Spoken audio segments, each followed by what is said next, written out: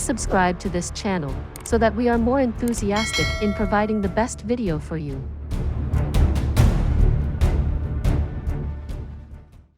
Chapter 401. Help me a little if you aren't in a rush. Fight you. Bailey Luo Yun smiled bitterly. The usually calm and attractive Bailey Luo Yun showed signs of turning blue. Bailey Luo Yun's guts had left him. This young Master Jun's fighting prowess is unbelievable. You killed 2 out of our 5 people a moment ago. And one of those 2 was a spirit Xian expert. Moreover, you did it while being a sky Xian expert. Why the feck would I fight with you? I think very highly of myself. But my brain isn't filled with water. Nor have I been kicked by some animal that I wouldn't know the difference between heaven and earth. I would never fight you. I'm fully aware that I'm no match for you. So, wouldn't any attempts to fight you indicate that I have a defect in my brain or something? The Bailey family would have perhaps been destroyed countless times if Bailey Luo Yun could challenge and prevail against someone as strong as a spirit Xian expert. And why would he have waited all these years and gone through such endless and terrible suffering if he could have done something like that? Bailey Luo Yun looked at the 2 corpses that lay on the ground. The 2 once renowned elders of his family had complicated expressions in their lifeless eyes at this time. Those men had used their tyrannical strength to intimidate and bully him for the many years of his childhood. They had always looked at him with displeasure, no matter how hard he had tried, and no matter how much devotion he had showed towards the Bailey family. In fact, they would often expend their energies in finding a reason to torment him. However, they were ice cold as they lay on the ground at this time. And they had turned into lifeless lumps of flesh. The 2 of them were somewhat closely related to him in terms of bloodline. But Bailey Luo Yun still harbored a lifetime worth of hatred towards those 2 men. There's no need for us to compete. I will follow you my entire life in the light of what has just happened. My life is yours from now on. Bailey Luo Yun straightened his body and looked at Jun Moxie. His eyes were full of fire. Raging fire. Bailey Luo Yun looked at the 2 men who lay in front of him, and he felt that he had been freed from the shackles which he had always faced difficulty in breaking away from. He had always felt emptiness deep down in his heart. But it was quickly being replaced with an immense desire to fight. And it seemed that this desire to fight had been ignited from the very bottom of his heart. I'm sure that my life will be very interesting as long as I follow this young man. What do you need me to do? Bailey Luo Yun asked. It's too early to ask these questions. Jun Moxie flashed a faint smile and turned away before he said, I told everyone to enjoy the scene as spectators. You have seen enough, right? The big play has ended in case you feel that there's more coming. Ha ha ha. There was a burst of laughter as 7 men appeared. Dongfang Wendao stuck his thumb upwards. Moxie, you've become very ferocious. You've actually managed to get rid of a spirit Xian expert. How did you do it? Your uncle is very curious. And when did you enter the Sky Xian realm? You have genuinely amazed me. I would have been dead if you had used this method against me that day. A Sky Xian has defeated a Spirit Xian today. You have created a legend. Everyone looked at Jun Moxie as he said those words. Haha, it's not so magical, this mystery has a reason to it. Jun Moxie's eyes turned as he said, My master has a unique technique. It can even be called the most unique technique in the entire world. A person can overdraw his potential for an extremely short period of time with its help. Moreover, it has another advantage, its usage has no after effects. So, The user will be restored after he has rested for 3 to 5 days.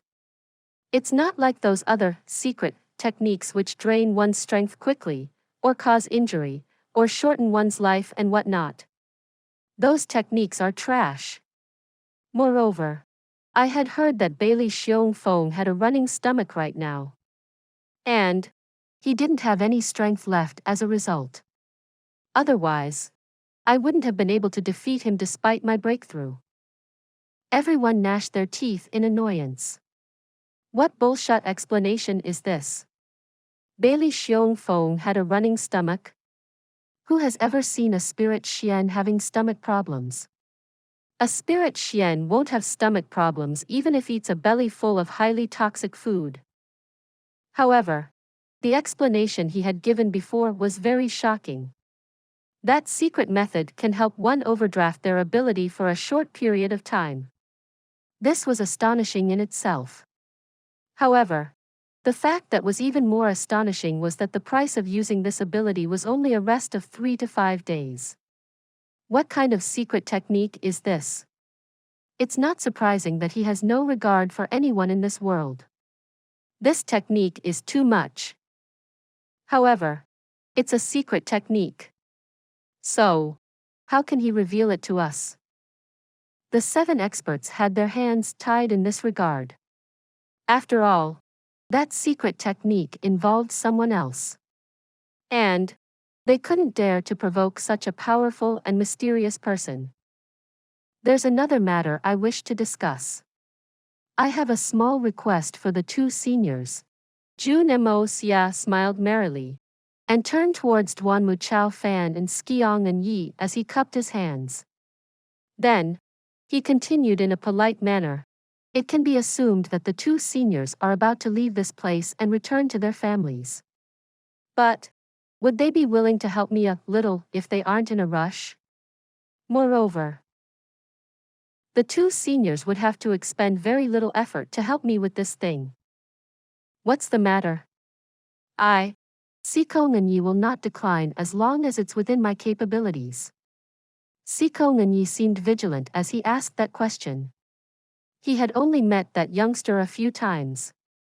But he knew that this youngster was a small fox. I will be caught in his momentum if I'm not careful. So, I have to be careful. I told him that I won't decline as long as it's within my capabilities. But I'm very sorry if don't have any power over that matter. No need to ask. You don't have to hesitate to request. Duanmu Chaofan was a very genuine person. So, he didn't think much into it. He stroked his beard, and took on the airs of a senior expert who'd take the charge. He had only said that he needed a little favor from them. But how could they have guessed that he would ask them to commit murder and arson for him? However, they had made their promise. So, they would have to keep their word. Moreover, the situation surrounding the Jun family wasn't the same as before. Jun Moxie obviously smiled as he heard them. He then said, "It's nothing big. And I will send 50 guards with you when you leave. That will help avoid any unnecessary trouble and harassment that this young one's request may cause. There's no need for that. We both aren't that great as experts, but we don't need any escorts. So, the 3rd young master needn't inconvenience himself. But we appreciate your kindness."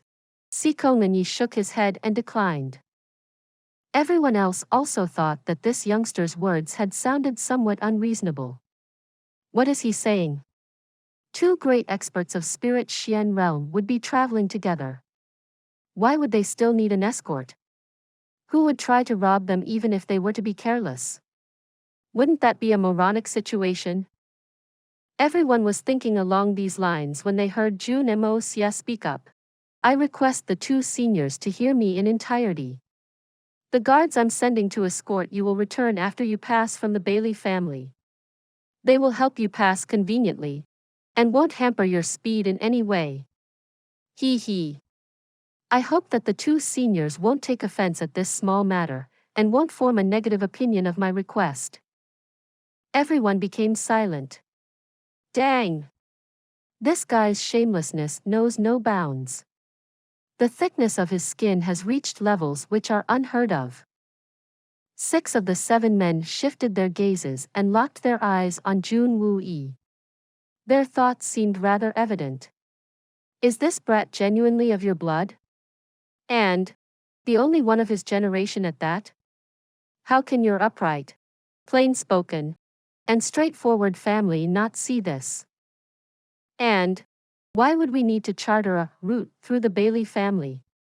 Do you or do you not know that the two of us will have to travel thousands of kilometers extra over this matter?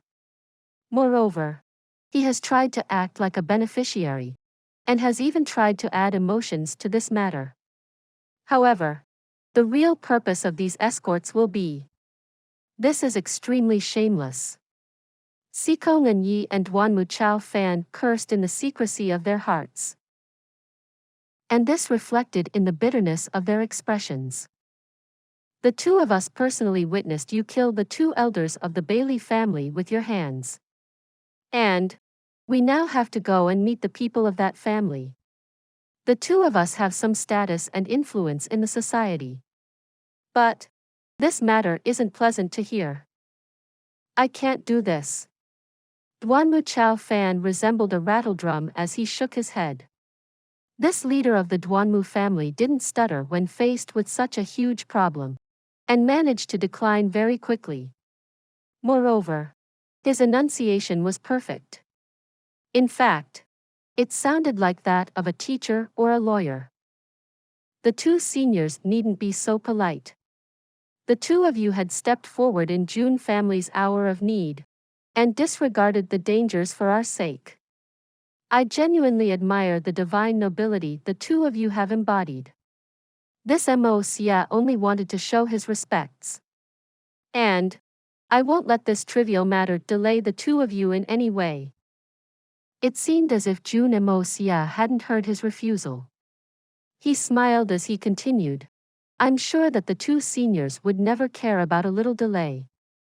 We must note that the 2 seniors are unrivaled fighters.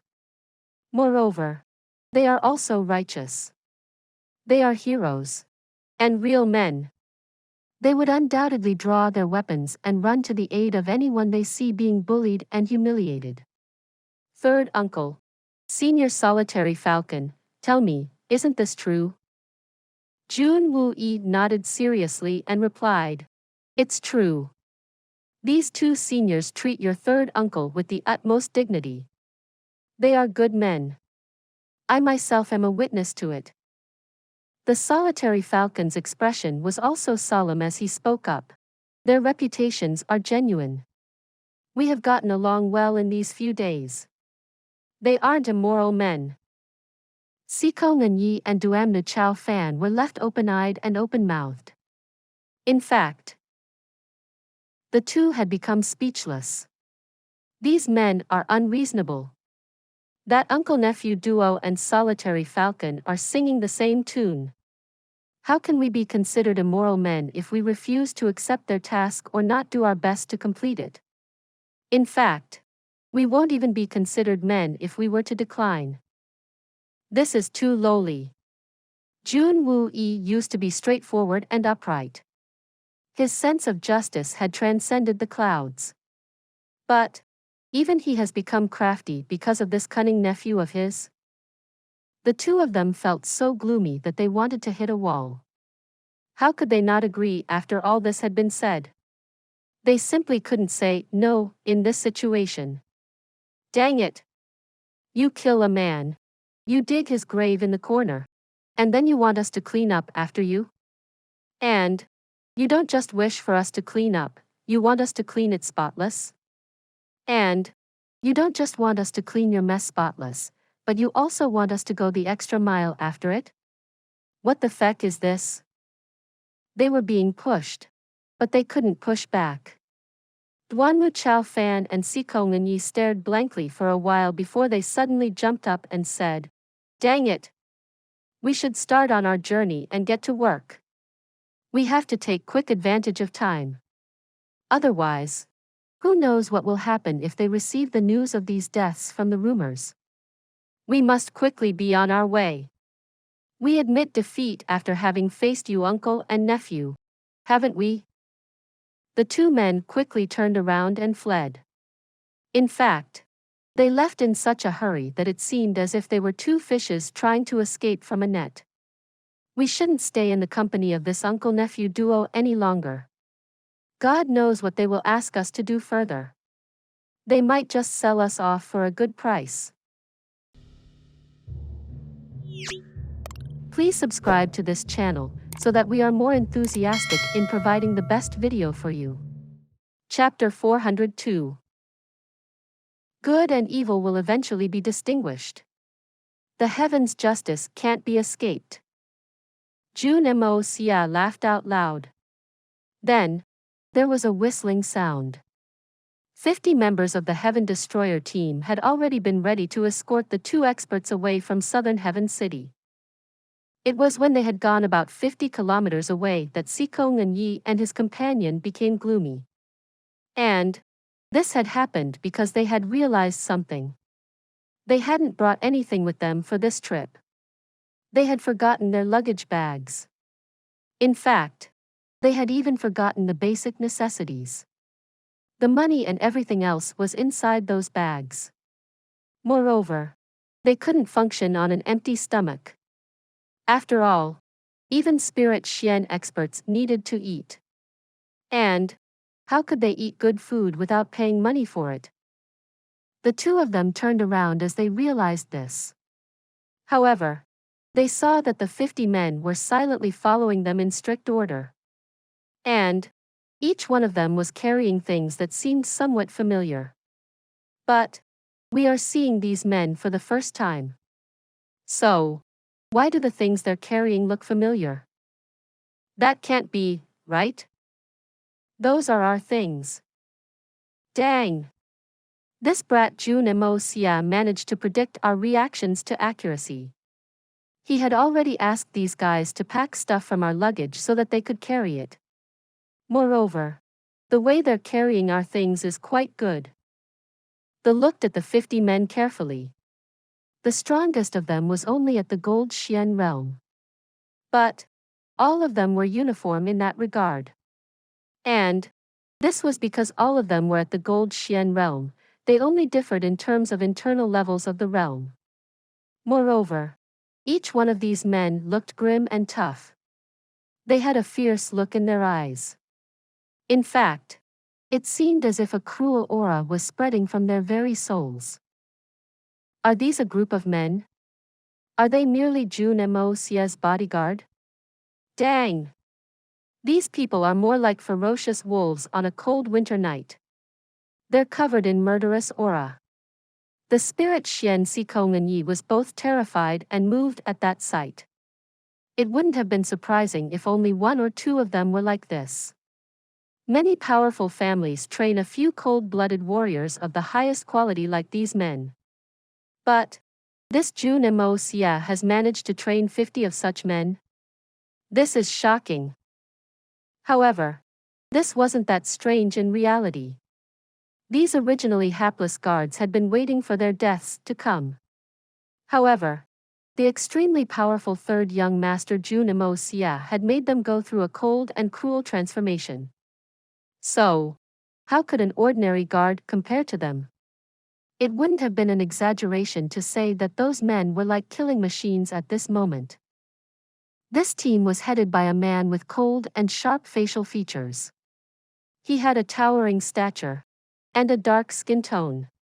He was the captain of this team, and he was named Li Tai. His name meant Tower of Iron, and he did full justice to his name. Particularly with that towering stature and dark skin tone. They looked on as Li Tai took a step forward. He then spoke up in a respectful manner. Our young master had told us to give you both a small thing before our departure. We sincerely thank the two seniors for coming to the aid of our Jun family when it was in dire need. So, we give you this little thing. He scrambled his hands over his body after he spoke this, and fished out 2 small jade bottles. He then handed them over to the 2 spirit Xian experts. What's this? Duanmu Chao Fan and Sikong Yi looked the bottles over in a curious manner. These are our young master's secret 10 years pills. Each bottle has 3 pills. These pills can increase the Xian cultivation of any Xian expert by 10 years. Li Tai's eyes had a fervent shine to them.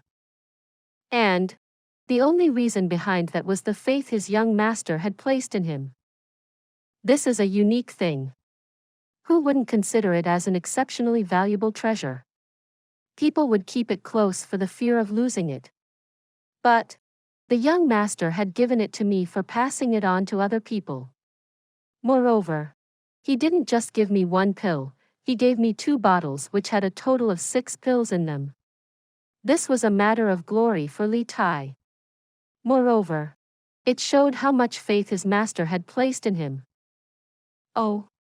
Is this true? Duanmu Chao Fan and Saika Ganyi were startled by this. Our cultivation will grow by 10 years after we've consumed 1 pill. Is this genuinely some kind of a legendary magical elixir? These aren't fake. I had heard the young master say that his master himself had refined these miraculous pills. I may even dare to say that these are most unique treasures in the entire world. The young master had also said that the 2 seniors are of the highest noble character, and had rushed to help our Jun family. We will never be able to return the favor. So, he gave 3 pills each for both the seniors, in the hope that they won't decline them, Li Tai said solemnly. Decline them? It's only that these gifts are too great. How can we decline them? Duanmu Chao Fan and Sikong Yi heard that Jun Moxie's master had personally refined these pills. And their eyes suddenly became so fervent that it seemed as if these jade bottles were the legs of their first love. These are divine pills. The 2 men embraced the precious items tightly. They then patted the items and looked around somewhat sneakily, in case there was another person around who was at the spirit Xian realm. They hadn't expected the wily and treacherous Jun Moxie to be so wonderful. The 2 men became extremely relaxed in a split second. And their previously gloomy appearance vanished into thin air. Sikong Yi waved his huge hands as he brandished the treasure and said, "Let's go. You and I will go to the Bailey family and meet their people. Ah. Come. This way." These men had obviously been given their orders very clearly. However, their orders had nothing to do with. This lowly man gives his many thanks on behalf of the young master. Li Tai spoke up in a manner that was neither rude nor servile. Duanmu Chao Fan and Sikong Yi had become quite affable as they continued on with their journey. The 2 men began afresh in excitement, but they again became depressed as the journey progressed. The reason was rather simple. The 50 men who were escorting them behaved in a way which made them seem like 50 pieces of wood if they weren't eating and sleeping. They made no sounds. They obviously didn't talk either. In fact, Sikong Yi had to resort to talking with Duanmu Chao Fan to make himself feel better, since this was the only way he could hear another voice, or any other form of sound. Communicating with Duanmu Chao Fan and his stutter was hard. But it was at least worth a fart. However, those 50 escorts were as good as 50 mute people. You're Jun Moxie's personal guards? Sikong Yi had asked in a spirited manner. Yes. Li Tai seemed to cherish every word like gold. The others didn't even say yes. Their expressions were blank. In fact, it seemed as if they hadn't even heard what had been said. It seems that the guards trained by the 3rd Master Jun are very skilled. How did he train you? How did you train to become so good? Tell me, and I will listen. I genuinely wish to learn. Sikong Yi was genuinely interested. He wanted to use those training methods so that the Sikong family would. Li Tai merely stared. What training do you do every morning? Only a stare in reply. Is the training very tough? Silence. Does Jun Moxie have more men like you under his command? Wooden silence.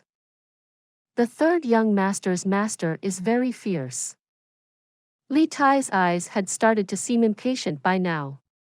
This spirit Xian expert is nagging like a woman. He still hasn't stopped. The Jun family. Sikong Yi finally became silent. Who wants such men under their command? I will choke and die if I had such men. You won't speak a word. I'm not asking your secrets. I'm a Spirit Xian expert who is showing you some respect. I'm showing respect by asking these questions to a lower-leveled Xian expert. But you're being rude to your senior. You're genuinely annoying me. However, the people who genuinely felt annoyed were the ones following after him. They eventually met with a group of robbers some time later. Sikong Yi had been feeling very gloomy, and these robbers were just in time for him to vent his anger. He revealed his imposing strength to some extent, but didn't make them kneel for forgiveness that instant. Let me show you gold Xian brats what the tyrannical strength of a spirit Xian looks like. Who would have thought that the guards would instantaneously raise their power with the intention to kill? The 10 robbers were turned into ground meat in a split second. In fact, the entire fight was over in the blink of an eye. After that, the ground was cleaned, and their bodies were buried. In fact, even half a lump of their bodies couldn't be seen by tea time. Sikong Yi was left stupefied by this. However, he wasn't amazed at the fighting strength of those guards. After all, each of these guards was a gold Xian expert. In fact, they could even create some trouble for a spirit Xian expert like him. However, he was stunned because he had seen one of them face a bandit. That guard had walked to the side with a steamed dumpling stuffed in his mouth. And he had then started to fight. In fact, his mouth was still stuffed with that dumpling while he had fought his opponents. He had eventually hacked 3 of them to their deaths. The blood had splashed all over his body. Even the stuffed dumpling in his mouth had been dyed red with blood. In fact, some blood had even started to drip onto the ground from the dumpling. That guard had then walked back and shoved his sword into the scabbard at his waist. He had then opened his mouth, munch, munch, munch, and had resumed eating that stuffed dumpling. He had swallowed his fill and given a cry of relish from the very bottom of his heart. Blue. Sikong Yi couldn't resist the urge to vomit even though he was at the spirit Xian realm. These guys are too disgusting. I will never eat with them on the same table. Are you feeling reassured now? Jun Moxie asked Bailey Luo Yun after the 2 spirit Xian experts had left. Many thanks, young Master Jun. Bailey Luo Yun's eyes were full of gratitude. Those men had hailed from his father's family, and this fact had been giving him some trouble. However, Bailey Luo Yun didn't have any misgivings anymore. Would the Bailey family not show respect if the heads of the Duanmu and the Sikong families were to arrive there? After all, those 2 families were in no way weaker than the Bailey family. Thank you, never speak these words to me again. You must understand that I wouldn't have expended so much energy if this matter were a waste. After all, they call me the young master, the no-good young master of the Jun family and whatnot.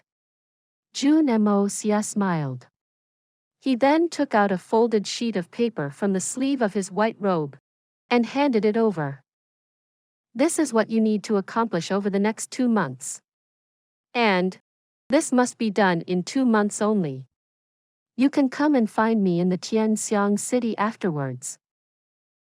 Jun Moxie smiled as he continued.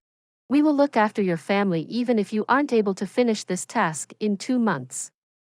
However, there's no need for you to return if you're unable to complete the mission. Jun Moxie's eyes shot a sharp and oppressing glint. Bailey Luo Yun's body shook as he took the white paper and unfolded it. Then, he looked up at Jun Moxie in shock before he looked down again and read it carefully. The names given here are 50 in number. Officials, rich merchants, Xian experts, etc. Each person has some reproachable crime to their name.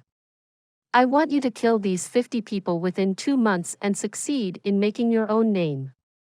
Listen carefully, make your own name. Do you understand? Jun Moxie continued slowly. Good and evil will eventually be distinguished. Heaven's justice can't be escaped. A hand from the heaven has descended to kill the vile. Bailey Luo Yun shuddered. Then, a thick murderous aura emerged from his eyes. He had finally understood what Jun Moxie had wanted from him. You must remember another thing. You mustn't leave any evidence behind after you've killed them. No injuries, no nothing. Nothing except for those words. And no man must know that it was you. But you have to create the greatest uproar. The young Master Jun continued slowly. You can come and look for me in Tianxiang after your mission with these 50 people is done. And I will make you an indispensable part of my life when that time comes.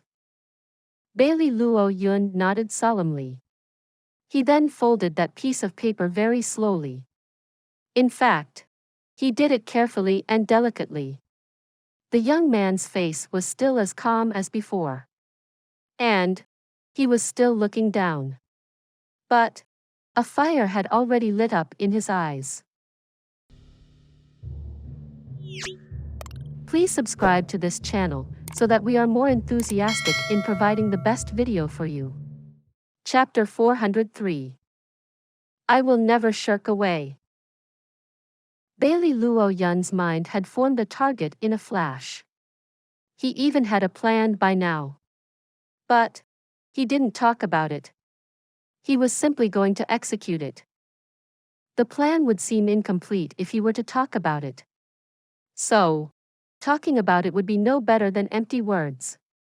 So, there was nothing to talk about. In fact, it would be meaningless even if he did talk about it. He had to kill 50 people within 2 months. So, time was of the essence. Bailey Luo Yun carefully placed the white paper inside the chest pocket of his robe. He then looked up at Jun Moxie. The young man seemed somewhat relaxed as he smiled and spoke up. I'll get to it then. The sooner the better. Jun Moxie smiled as he patted the other's shoulder and said, You must go. Bailey Luo Yun nodded, turned around, and took a step. It was obvious that he didn't wish to waste any time. Wait. Take this. Jun Moxie raised his hand and dropped a small jade bottle into Bailey Luo Yun's. There are 2 kinds of pills in this bottle. The yellow ones can dissolve 100 types of poisons. And the red ones can increase your cultivation by 10 years. Bailey Luo Yun clutched the jade bottle tightly. He didn't turn around as he pressed upon the hilt of the sword that hung at his waist. However, his body stopped, and his face had started to belie the emotion and surprise of his heart. But he showed no signs of hesitation as he suddenly took large strides forward and disappeared from everyone's vision in a flash. Jun Wu-yi, Solitary Falcon, and the 3 Dongfang brothers hadn't said a word to interrupt while Jun Moxie had been talking to Bailey Luo Yun. The 5 experts knew that today's conversation was Jun Moxie's means to increase his personal influence, just his own personal influence. However, Jun Moxie would never ignore them. In fact, even the very thought of ignoring them would never cross his mind. And the 5 hidden experts felt very satisfied in this knowledge. They knew that their interruption would have affected Jun Moxie's authority. The 5 of them were cunning individuals in their own merit.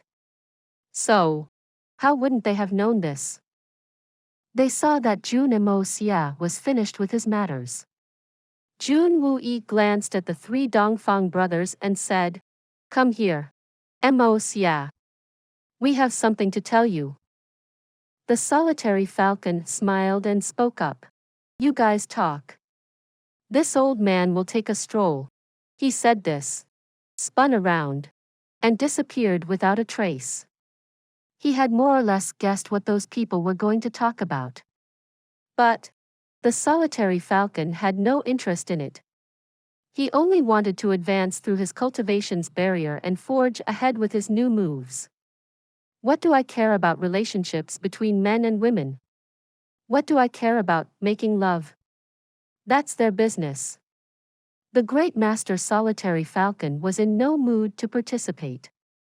So, he slipped away. In fact, he was so lithe that it seemed as if his soles had been oiled. Jun Wuyi and Dongfang Wenqing looked somewhat embarrassed. After all, they wanted to discuss a tabooed subject with someone from the younger generation. In fact, all 4 uncles seemed embarrassed. Dugu Xiaoyi and Guan Qinghan were standing at a distance. They looked at each other when they saw the 5 people move towards the big tent. Then, they also started to move towards it in silence. After all, they also wanted to know why there had been such a big transformation in Jun Moxie. The difference in this before and after image was too great. Moreover, it was too strange. Both of them had watched the recent battle from their position of hiding. And both of them had distinct thoughts at the sight. Dugu Xiaoyi thought, "He's very fierce. He had endured so much for such a long time. But he has finally jumped out. I have the best eyesight. I had seen Brother Moxie first. But who won't wish to snatch him away?" However, Guan Qinghan's thoughts were far more complicated than those of Dugu Xiaoyi's. In fact, she was in a daze as she looked at Jun Moxie's back. She thought, "He used to let me." The social position of a woman has always been lower than that of men. Which man would have wanted to be bullied by a woman? To think that I have troubled Jun Moxie for so many years. I've beaten and scolded him so very often. Moreover, I've never had a good impression of him. But this man of great skill has always been patient. He had behaved in a manner that was held contemptible by everyone else in his attempts to get close to me. She recalled that Jun Moxie had always trained seriously. But he had only laughed and behaved like a hoodlum whenever she'd bully him. Guan Qinghan couldn't help as her heart was suddenly filled with a warm feeling. He's a proud man. But he was willing to suffer so much for the woman he loves. Aren't such men rare to come by? It's easy to discover a valuable treasure. But it's rare to find such a lover. However, this man has shown his true abilities at this time. Moreover, he's about to reveal his exceptional bearings to the world. And a coincidence I was helpless in made me become his woman. Moreover, he was the first one to acknowledge me as his woman. Could this be fate? But how could this be so simple? How will we face this later? Guan Qinghan's mind was left perplexed as she began to ponder over her troubles. And this was when Dugu Xiaoyi pulled her along, and they made their way to the entrance of the Supreme Commander's tent. Jun Wuyi and the others seemed very worried as they took their seats. The 4 adults looked at each other, but none could speak a word. They didn't know how they were supposed to say it, or what they were supposed to say in the first place. Moreover, The individuals inside the tent were aware that the two girls were eavesdropping on them from the outside. But they didn't deem it necessary to hide this matter from them. After all, those two had also been involved in it all along. Jun Moxie was baffled as he looked at his third uncle. What happened? Why is everyone looking like this? Did something bad happen at home? Whatever bad has happened at home is because of you. You brat, the four men shouted and cursed in unison. It could be assumed that their coordination wouldn't have been this great on an ordinary day. In fact, even they couldn't help but look at each other after they finished. Moxie, this is regarding you and Qing Han. Your three uncles and I were talking about it a moment ago. Jun Xie had a very complicated expression on his face as he helplessly continued. I have adopted Qing Han as my daughter. And I have annulled the old engagement of hers. But the world doesn't know about it yet. In fact, even your grandfather doesn't know about this matter. Ha! What is this? What do you wish to say, third uncle? Jun Moxie wasn't stupid. But he hadn't thought about this. Guan Qing Han was his woman as far as he was concerned. He knew that there might be some slanderous gossip once the matter came out. But he hadn't expected it to be very serious. The woman's identity doesn't matter. Her husband, that is, my brother, is dead. You can't expect a beautiful woman to live as a widow for her entire life. It's not like we have to go through a public courtship. We don't even have to go through a ceremony if we don't want to. So, what kind of reasoning is this? Who wouldn't wish to pursue lifelong happiness? The Jun family intends to return Guan Qing Han her freedom. In fact, the Jun family has already done that. And Guan Qing Han would obviously wish to marry someone else after some time. It has to happen sooner or later. She will have to marry someone else. So, why can't I marry her? This is how Jun Moxie had been thinking on that matter. And he had always thought that it wasn't a big deal. These thoughts had obviously birthed from the thought process of his previous world. However, he had unknowingly been ignoring the strict customs that regarded to the male-female relationships of the world he was current a resident of. Moreover, the concepts of etiquette and morality were taken very seriously in this world. And they were entirely different from the world he had left behind. I don't know what you're thinking, brat. But even an idiot can predict what will happen once your grandfather comes to know of this. His anger will strike like a thunderstorm. Jun Xie looked at his nephew and continued. The Guan family's lord will also be ashamed. Therefore, I have spoken to your three uncles.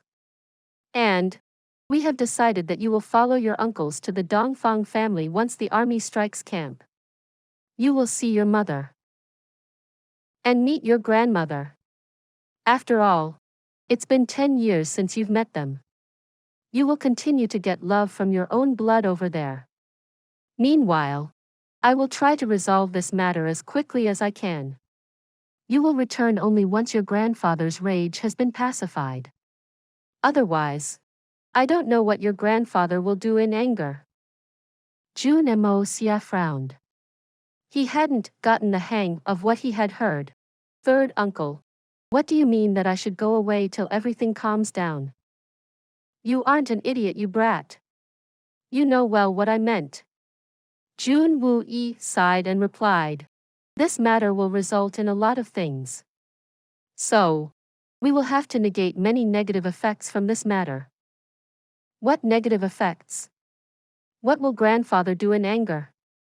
Third uncle, what are you saying? Jun Moxie burst out. What effects will be there? Is this matter genuinely that big a disgrace to our family? Guan Qing Han was standing outside the tent. Her delicate hands covered her mouth as 2 tears fell from her eyes. The three Dongfang brothers and Jun Wuyi believed that this brat was usually very quick on the uptake. So, they couldn't understand why he was acting so confused at this time. The four men knew that neither Jun Moxie nor Guan Qinghan could be blamed for what had happened. But the result was still the same. And it was a huge mistake. This was a complete mistake since the world at large hadn't recognized Guan Qinghan's new identity. Third uncle is doing this for your good. Jun Wuyi's eyebrows shot up. I don't want you to run and hide either. But you have to know that not everything in this world happens like you want it to. We have to work very hard for everything. And I'm sure that it won't be long before everything calms down. Moreover, don't you wish to meet your mother and grandmother? No. That's totally different. I want to visit mother and grandmother. But I can't do it right now. Jun Moxie firmly refused. I will never escape and hide behind the Dongfang family and wait for things to run their course. Jun Moxie doesn't not do this. The four men hadn't expected such an impassioned reaction from him. In fact, they were stunned by it. This is obviously the best way to resolve this embarrassing matter. So, what's the issue with this brat? Jun Moxie suddenly stood up. I don't know a dongade thing about this world's customs. And it doesn't matter how people will regard what happened. I won't discuss this any further. I won't yield or make any compromise. I will never shirk away. Don't tell me that this woman will abide by the customs and remain a widow her entire life. Don't forget that this woman didn't even see her husband much, nor did she have a marriage ceremony, let alone derive the pleasures that come from it. What is the meaning of such a marriage? Can't a woman even pursue happiness for herself? The Jun family has already decided to return her happiness to her. We've allowed her to marry again. So, why can't she marry me? Am I not a man? Can't I bring her happiness? Moreover, she is already my woman. Why should we care about other people's views, or what they will think? What do they have to do with us? Those rotten nobles are no better than farts. I will conquer the land and burn each one of them if they ever offend me. I will destroy their very roots. All of them will be finished. Jun Moxie was somewhat mad. And a crazy killing intention had risen from his eyes. Please subscribe to this channel so that we are more enthusiastic in providing the best video for you. Chapter 404. I will protect my woman myself. Don't get so emotional. Moxie. I never said that I won't allow the two of you to be together. I'm only saying that we must postpone this matter for some time. Yes. Your relationship with Qinghan is that of husband and wife now. This is a fact that doesn't need reminding. Each one of us wants to facilitate this. And none of us wishes to hinder it. And you have to understand that. Jun Wuyi pounded his hands on the desk. But this thing will take time. You need to give us some time for mediation. Wait till Qinghan's new identity is known to the world. After that, I will personally take charge of your wedding. Let her live with honor and dignity as your wife. Can't you even wait for such a short period of time? Do you want everyone to be reviled? Do you want that our family perishes and everyone sneers at us? Will you be pleased then? How would that happen? Jun Moxie didn't yield an inch. He looked up and replied, Third uncle. Who will bear the pressure of these mistakes if I avoid these problems and hide like a turtle in its shell? Who will bear it? Jun Moxie had a quick idea. He turned around, and a streak of blue light emerged from his fingertips. It streaked across to the tent's entrance, and cut its flap like a blade. The flap floated down and revealed Guanqing Han's tear-stained face. Dugu Xiao Yi stood beside her with a panic-stricken and helpless expression. Silence reigned inside the tent. No one spoke up. Who will bear it? Is it even necessary to say it? I will leave. And I will relax. And I will escape all punishment. After all, the infamy will have nothing to do with me if I'm not around. But that doesn't mean that it won't find anyone's doorstep. Someone will still need to bear those onslaughts. And that someone will be her, Guanqing Han. Jun Moxie strode over, grabbed Guanqing Han's arm, and pulled her inside. This woman will have to bear the dishonor if I escape. This woman, who has already suffered so much for the Jun family. Jun Moxie had turned somewhat red. He did his best to control his anger. But he was unable to stop it. Will my woman have to bear everything for me? Jun Moxie looked at his uncle in a serious manner. His eyes flashed with light. You're an experienced man, third uncle. How could you not know the power of slanderous gossip? There's no end to the envy of so many people. How could a delicate young woman bear those accusations? Wouldn't that pressure hound her to death? Guanqing Han's delicate body seemed like a dead leaf that was floating about in the autumn wind. She was even shuddering in a light manner. Her otherwise cold face seemed helpless at this time. She was strong, and she could bear much more than an average woman could. But she still wouldn't be able to stand up to the entire world once they'd start deriding her virtue. She's my adopted daughter, and my nephew's wife. I will protect her. I will hide her inside our home, and I won't allow her to hear a single strand of those slanderous gossips. She can wait to show her face. And everything will have become calm by the time she does that. Jun Wu-yi was moved somewhat.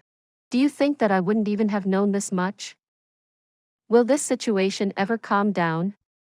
Jun Moxie snorted and said, how many of those people could you call resolute individuals?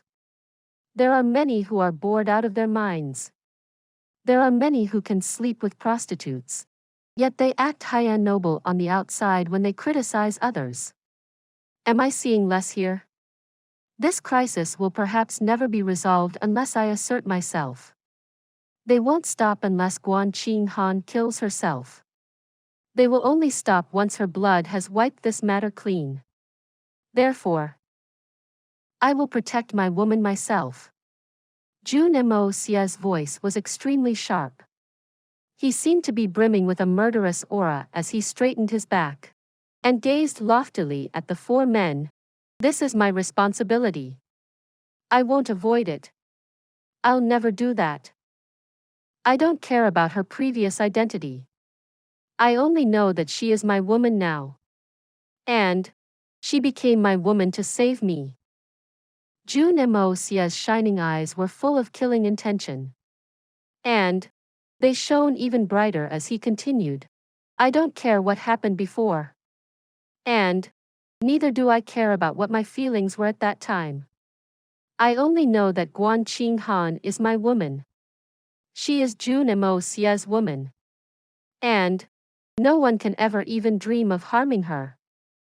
Jun Moxie's voice was sonorous. And it resounded in a powerful manner.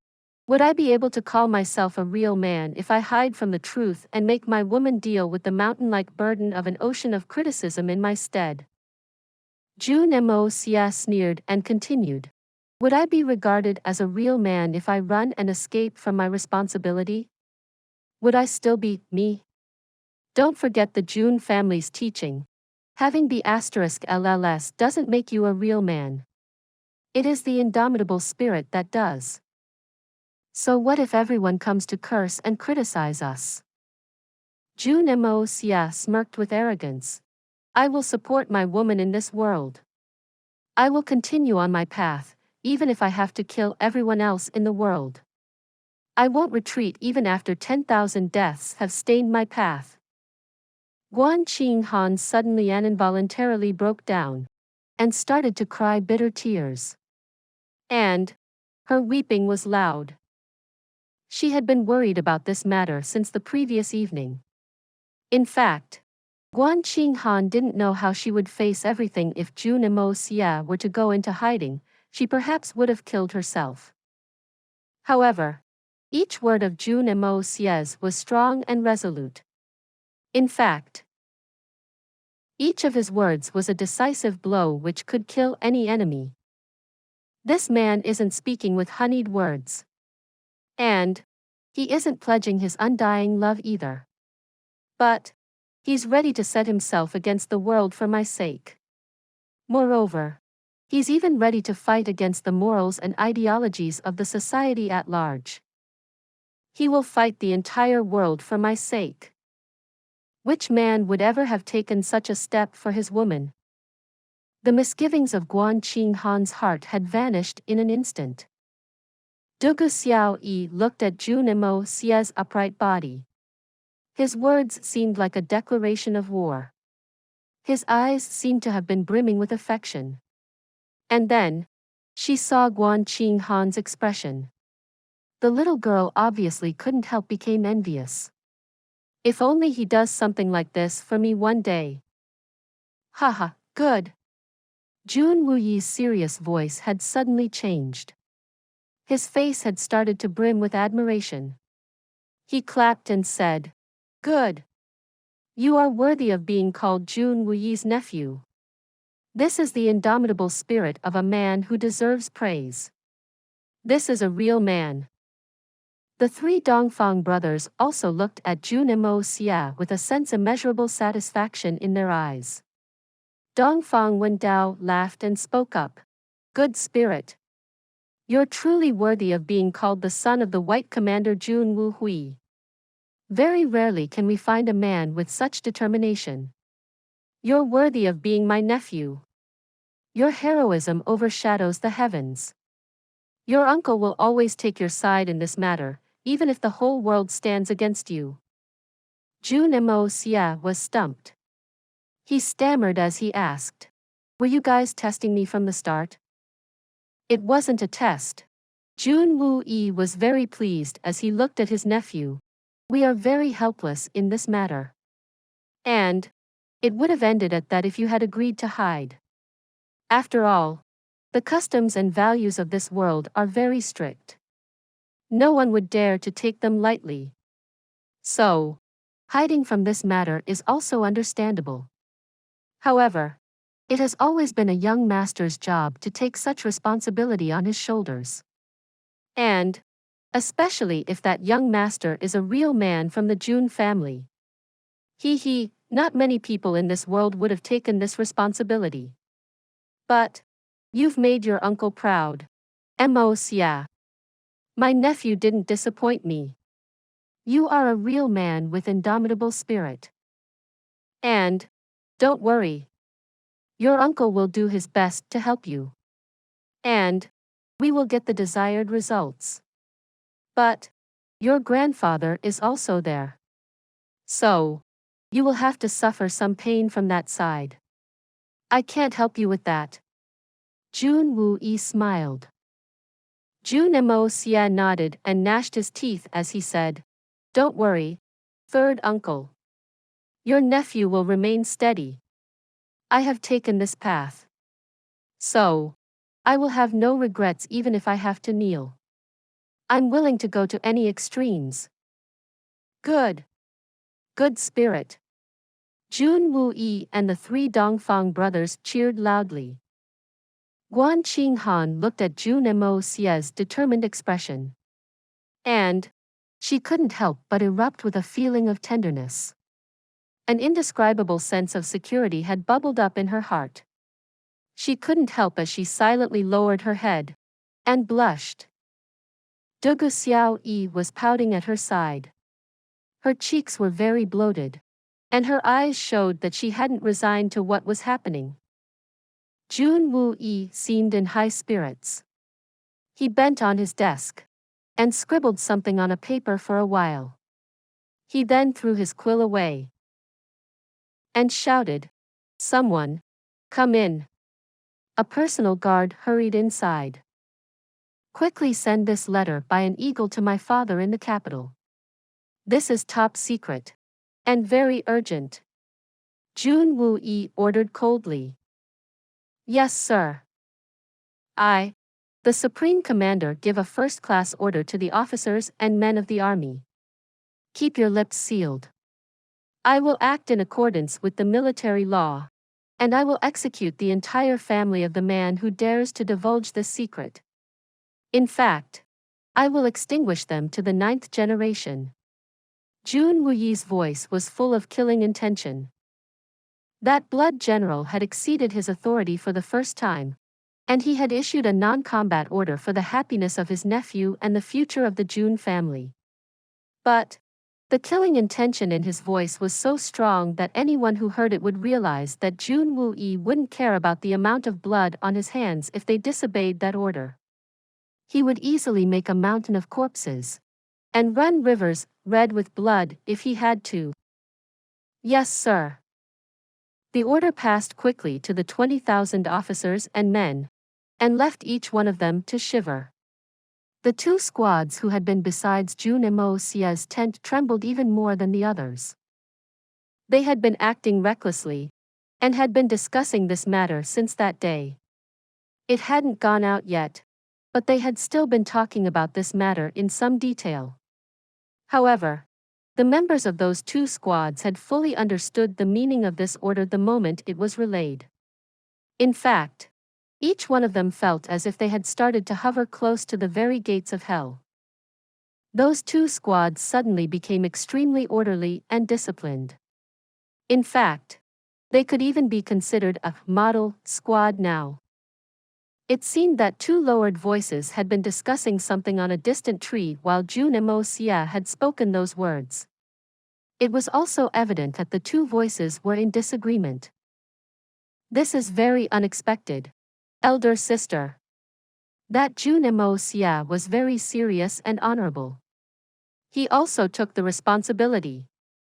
How's he the despicable and shameless person that elder sister said he was? Did elder sister misunderstand him? How can I misunderstand?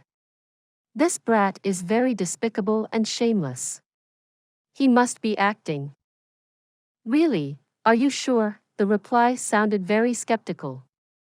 "He has obviously discovered us outside. So, he's putting on an act for us to see. How can this happen? Anyway, he's not a good man. He's not a good man. But I'm not sure, he seems like a good man. How can this be?" The army struck camp once Jun Xie gave the order. Their banners fluttered as they began their triumphant march back to Tianxiang City. Please subscribe to this channel so that we are more enthusiastic in providing the best video for you. Chapter 405. Everyone has their own issues. Jun Xie and the commander of the Southern Heaven City's defenses, Wan Wuyan, earnestly bid farewell to each other. In fact, it seemed as if they were reluctant to part since these two had hit it off like they were old friends. "3rd General Jun. This Wan Wuyan appreciates your kindness. However, the people of this Southern Heaven City have suffered the same fate as my Wan family for many years. So, my family would be loath to leave.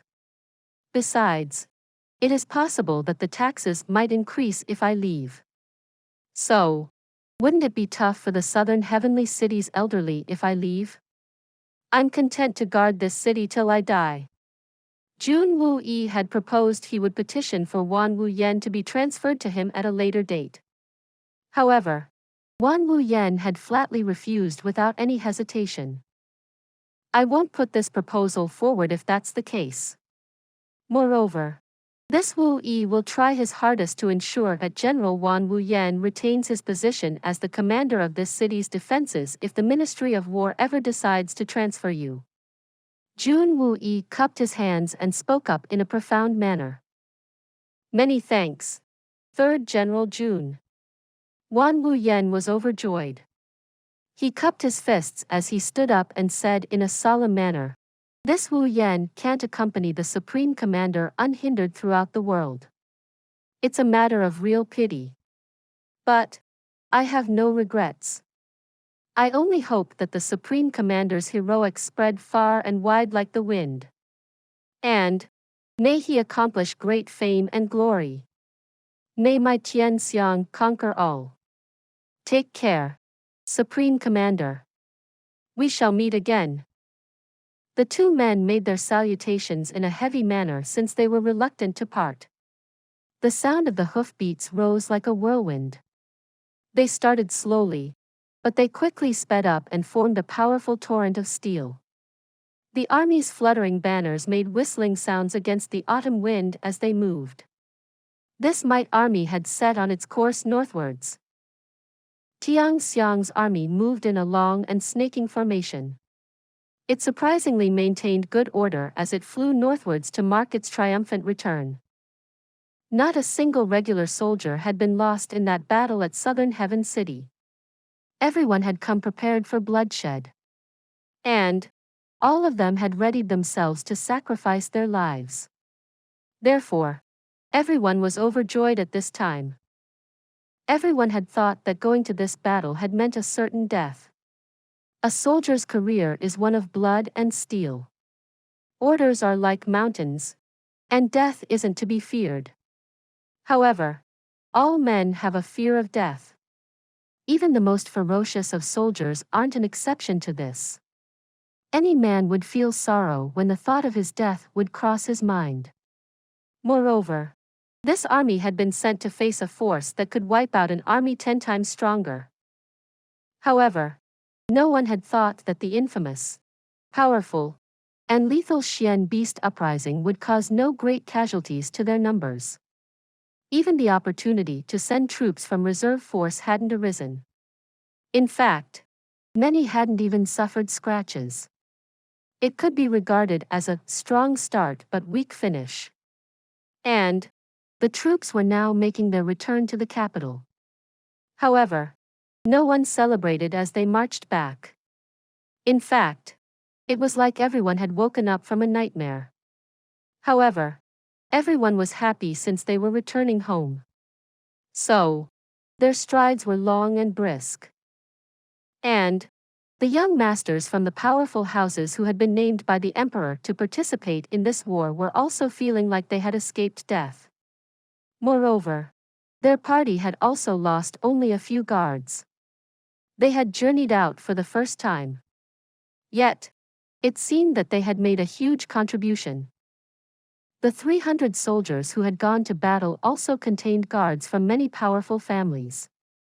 And the surviving members from other families were very dissatisfied with their young masters.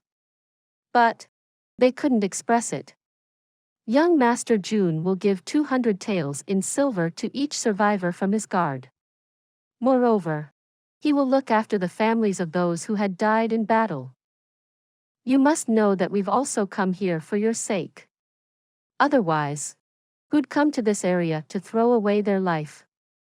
Who wouldn't wish to stay home and hold his wife as he slept? Our devotion for our young master would have been better rewarded by others, perhaps even strangers. There is a genuine disparity between these men. However, these negative emotions were completely lost on the various young masters since they were in an excited state of mind. Anyway, they wouldn't have bothered even if they had noted those feelings. After all, these young masters had grown up in extreme luxury and an environment of constant self-importance. Moreover, they had known that their chances of survival in this battle had been 9-1 in the beginning. And this had left them to feel wronged and gloomy. Why are some brothers enjoying a comfortable life at home while we were sent here to risk our lives? Which one of us doesn't have an influential father? Which one of us wasn't raised by a caring mother? So, why are we worthless dirt while those other young masters were treated as precious gold? Moreover, some news had come through from the capital. And it had said that each powerful family was facing turbulence due to the internal contest for seeking the next heirs to the position of the family's lord. Furthermore, the rumor had said that the young masters who had been sent to battle had already been renounced. In fact, they hadn't even been nominated. One or two people had guessed that this news was perhaps false. But what would happen when 100 people said that it wasn't? Therefore, everyone had started to believe it soon enough. And this had left the many young masters who had gone to war extremely angry. Why? Why? You piles of trash can stay at home comfortably.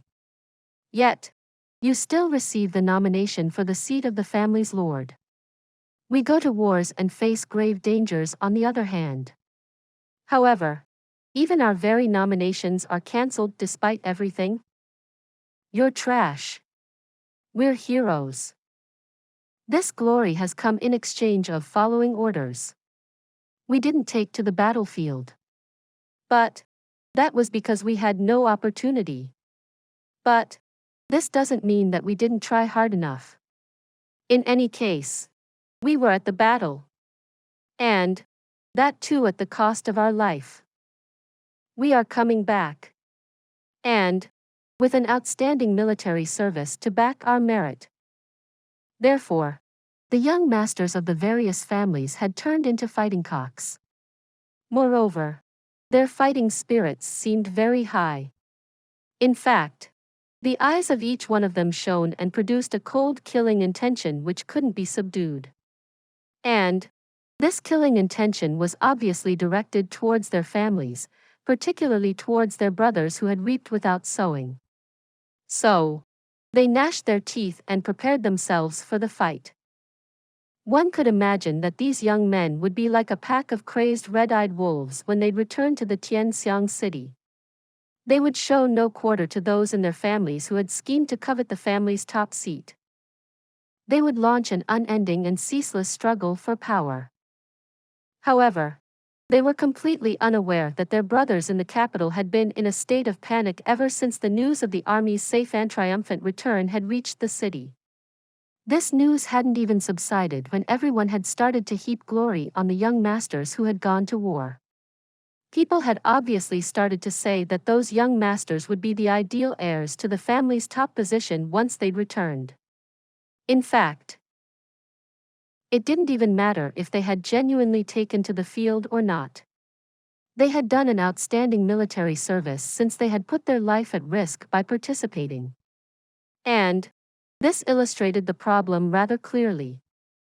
Therefore, the young masters who were left behind were also prepared and waiting for the battle. Those dang brothers of ours didn't die. And they are now returning. There would inevitably be a conflict between opposing factions. And this would give rise to a civil war within the families. Both sides were already ready and waiting for war. They were separated by thousands of kilometers, yet they were already battle-ready. Are you ready? I'm ready. Who is scared of you? Obviously, there were some exceptions to such matters. Not every family's young masters were like this. The Donghua family and the Li family were two such examples apart from the family which had profited the most from this war. And that family was obviously the Jun family. However, the third master Jun Xie and his family members were still in the most serious frame of mind. In fact, they were even more serious than the young masters who were chasing after the power of their family's top seats. The thing that had happened between Jun Moxie and Guan Qinghan had been too unfortunate. Jun Moxie would have to face an offensive torrent of slanderous rumors. In fact, Jun Xie reckoned that the first wave would surge so powerfully that it couldn't be controlled. Jun Moxie was the crowned debauchee of the Tianxiang city, and no one could stand him. Moreover, he had offended the great scholars during the scholarly feast. And it was important to know that those scholars had huge influence inside the city. In fact, many in the Imperial Censor Board had come from their ranks. The young Master Jun was in an official military position. And any promiscuous behavior within that capacity was strictly prohibited. And ignoring this rule was extremely dangerous. So, it would be hard to offer an excuse even though the war had ended at the time of the incident. Moreover, Guan Qinghan and Dugu Xiao Yi weren't a part of the army. In fact, it could be said that even the Supreme Commander Jun couldn't escape censure in light of the strict military provisions. So, what chances did Jun Moxie hold? Moreover, the rules regarding male-female relationship were very strict. And Jun Moxie had violated his elder brother's wife. So, the justice for that crime would obviously be very harsh. How could they allow Jun Moxie to be at ease with so many grounds on their hands? Moreover, the Jun family had delivered many outstanding military leaders. However, it was important to note that the civil and military leadership had always stood against each other. In fact, they had never been to each other's liking. And this was a rare and huge opportunity to attack. So, no one knew how this matter would turn out. However, things didn't seem very optimistic from the outset. Moreover, Jun Xie had determined that the news of the scandal had already been passed on to the capital. He had given a closed-lips order. But there were many spies and informers in the army. And these people belonged to other families as well as the imperial court. So, why would they privately follow his orders? Therefore, it could be presumed that many people in the capital were already preparing to make attacks of denunciation. Therefore, the victorious and glorious Supreme Commander Jun Xie was quite concerned at this time. In fact, he had been frowning the entire journey. His nephew was a brilliant and divine talent. But how would he remain unruffled in the face of the tongues of men throughout the world? Moreover, how could the delicate Guan Qinghan survive these stormy seas? The accumulated hatred could rise as high as a mountain if all the enemies of the Jun family team up and launch attacks on us. In fact, I'm certain that they won't miss such a good opportunity. The more Jun Xie thought about it, the sadder he became. However, Jun Moxie had managed to remain calm throughout.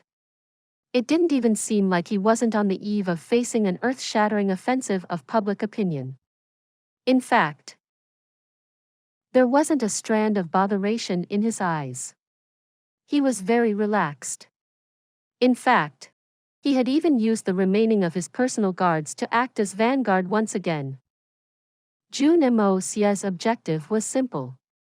My teams won't walk on the main road on this return journey from the southern Heaven City. Moreover, we won't leave a single bandit on this road. All of them should be eliminated. Kill as many as you can find. The more, the better. But don't touch the innocent. We will sweep clean the entire route on our way to Tianxiang as we return. The young Master Jun would often separate from his guards. He would even follow after Guan Qinghan in a mischievous manner during the daytime. And sometimes he would listen to Dugu Xiao Yi as she'd brag. However, no one would be able to spot his shadow after nightfall. So, no one knew what this brat was up to after nightfall. No major incident had happened throughout the journey. However, there had been some strange occurrences. The weapons of every young master's soldiers were being stolen every night. And it was extremely strange that those weapons were being stolen without a trace. In fact, it seemed that they had vanished into thin air. But these weapons weren't a part of the military's stock. So, the military didn't care about these incidents even if they were being stolen. And they merely recorded each and every theft, nothing more. However, It would have been a major event if the army's weapons had been stolen. They would put these incidents on record every day. And they would even assign a team of men to guard these weapons every night. However, the thefts continued to happen every night. And any efforts made in defense would go in vain. In fact, they never even found a shadow out of place. In fact, the guards had begun to lose their mind over this matter as time passed. Dang it. This guy loves to steal stuff. And it doesn't seem like we'll be able to catch him. I don't care what he loves to do as long as he doesn't steal away my skull. It's not like they were some divine weapons anyway. So, forget about them now that they are gone. Please subscribe to this channel so that we are more enthusiastic in providing the best video for you. Chapter 406. The Truly Divine Weapon. One genuinely couldn't blame the guards for not being mentally and physically alert. In fact, you could even say that one sword was being guarded by 50 men. So, the security was airtight. However, the said sword had still disappeared in front of thousands of watchful eyes. How could they guard against the disappearances that were so strange and mysterious in nature? Moreover, this hadn't just been the case with one or two weapons that had gone missing. Many others had been stolen in this fashion. In fact, this event was so inexplicable that everyone was at a loss. It's impossible to guard against this. Forget it, it's just a single blade, right? The men who would lose their weapons could only comforted themselves by cursing out loudly. You want to steal weapons? Steal them from the Emperor's arsenal. There's plenty there. Are you genuinely so jobless that you wish to steal a few damaged swords? This is hard to understand. This is bullshit. Donghua Xiaoyi had been expending the entirety of her efforts to initiate an early offensive on Jun Moxie over these past days. That bold little girl's eyes had been reeking of urgency ever since she had seen Guan Qinghan achieve her goal. The little girl cared for her future and lifelong happiness. Moreover, she didn't care about what the others thought. Why would she care about their thoughts? In fact, the battle-returned Donghua brothers had foamed from their mouth in anxiousness when they learned of this. However, it had no effect on her. On the contrary, Guan Qinghan had returned to her normal ice-cold state after the discussions on that huge incident. Jun Moxie hadn't dismissed that matter in any way. She was consistently avoiding him. But that didn't seem to have deterred Jun Moxie in any manner. In fact, it seemed as if he was enjoying his defeat instead of getting tired. The young Master Jun's skin was very thick. In fact, it was as thick as a city's walls. And many people had come to learn of this fact over these past few days. Jun Moxie didn't annoy Guan Qinghan. He would go for a stroll in the morning. And he would greet any officer or soldier who was present in the vicinity. Then, he would eventually knock on the door to her tent. However, he would be refused entry without exception. After that, he would return to chat with the men. Then, he'd go smiling to the two women, and say a few words to them once they had come out after having freshened up. He would return happy if they'd pay some attention to him. However, he wouldn't seem bothered if he were ignored. And this process would consume most of the early morning time. However, Donghua Xiaoyi would come over to see him once he was done with his side of the play. In fact, she'd sometimes come to bother him even before she had gotten ready properly.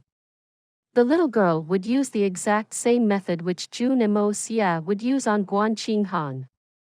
And Jun Moxie would react exactly the way Guan Qinghan had. He wasn't neither too distant, nor too intimate.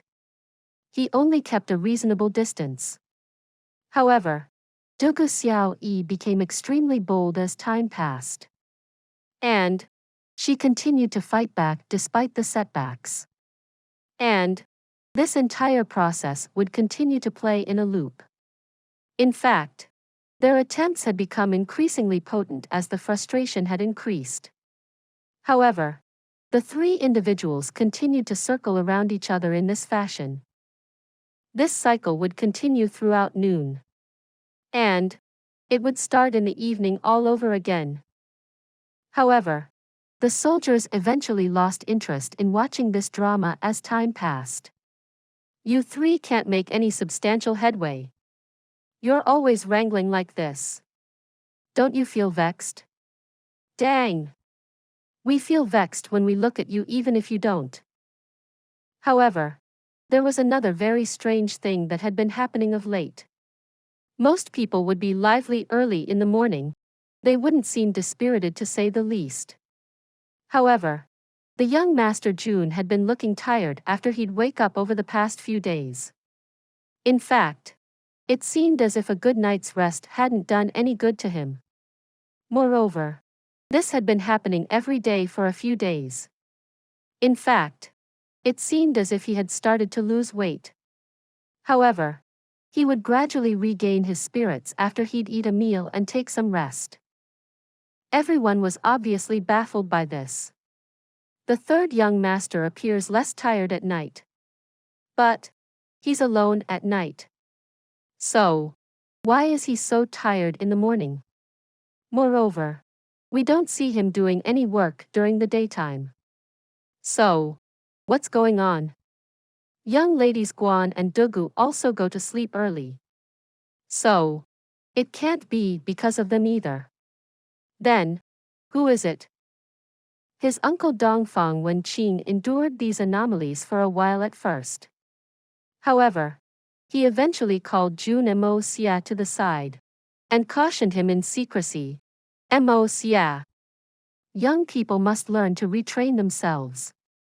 Your uncle knows that this is the first time you're experiencing such a wonderful feeling. And I'm not interrupting to give vent to my discomfort. Your uncle was also young once upon a time. So, I understand that this is very natural. But you're comforting yourself like that every night.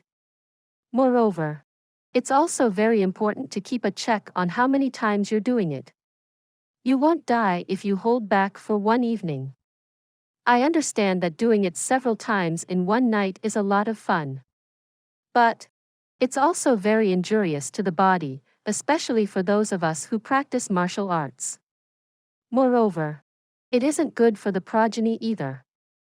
So, you must learn to control yourself. Jun Moxie's eyes went wide as he heard this.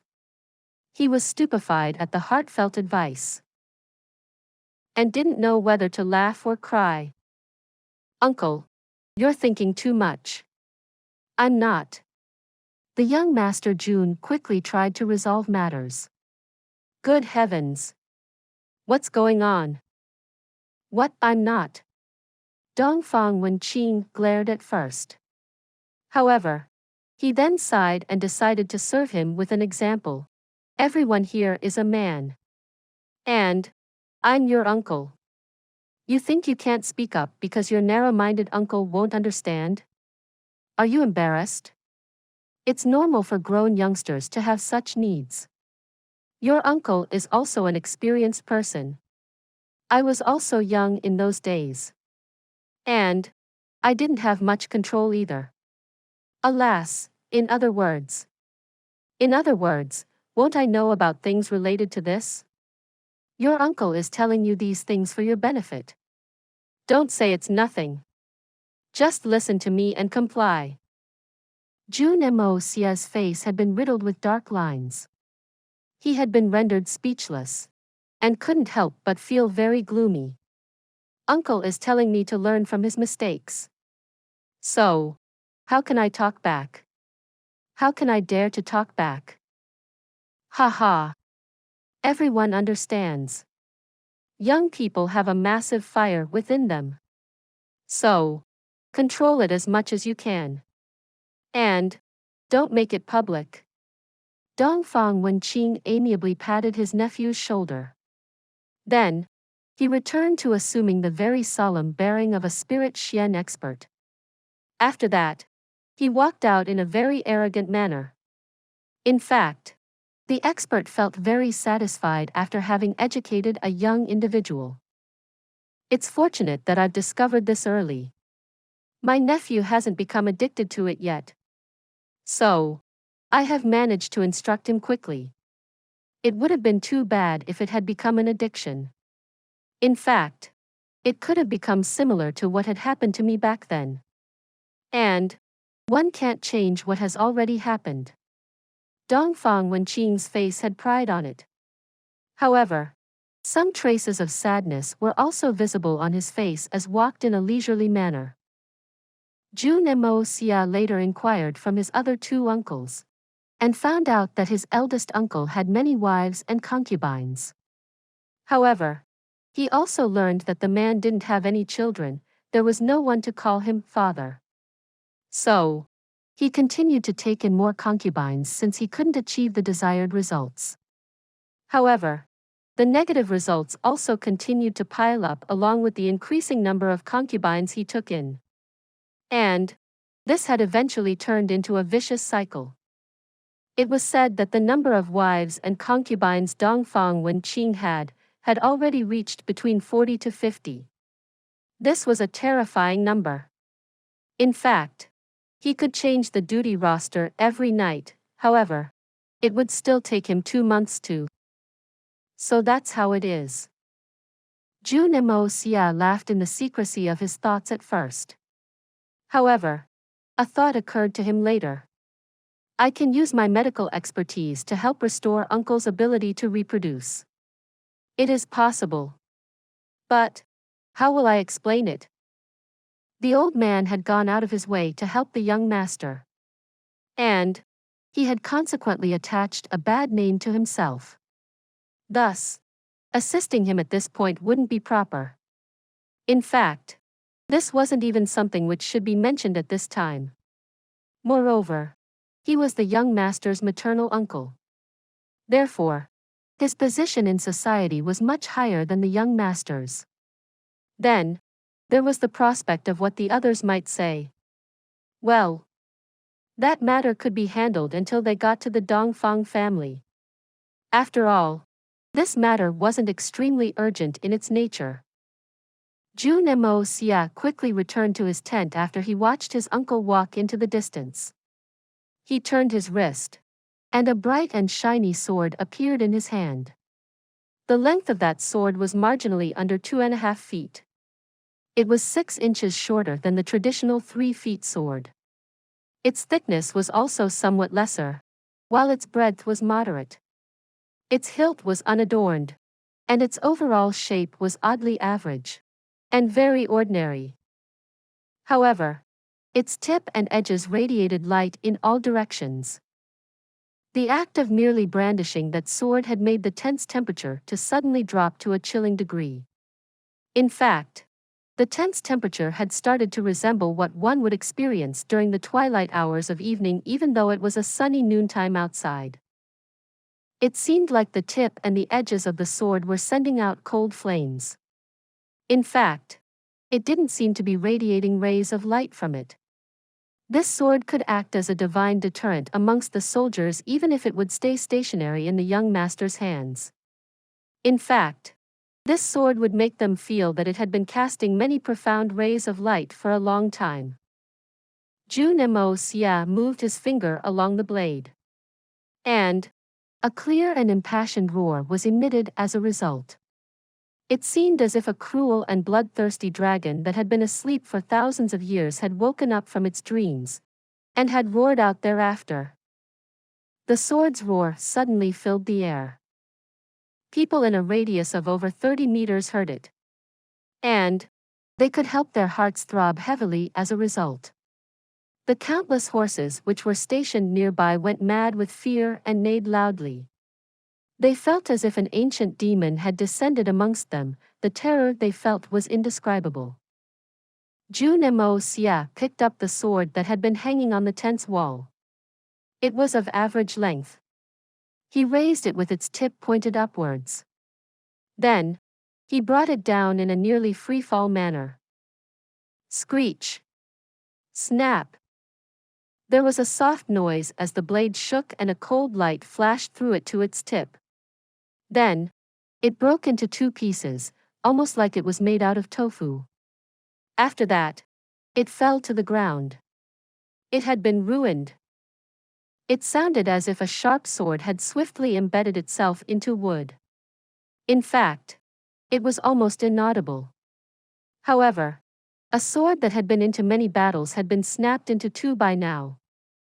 Jun Moxie lightly extended his sword, and leisurely caressed its spine as he muttered, "What are those glorious sharp weapons in front of you? You're like a king of weapons. A monarch of swords." The sword remained silent. 333 blades, 333 sharp swords, and 333 halberds. Those 999 weapons have combined to create you. How much blood would be needed to feed your appetite? It seemed as if Jun Moxie was talking to a real person in a slow and gentle tone. However, he knew that the sword understood. It genuinely did. And that was because this treasured weapon had a soul. After all, real divine weapons possessed a soul. The sword trembled a little.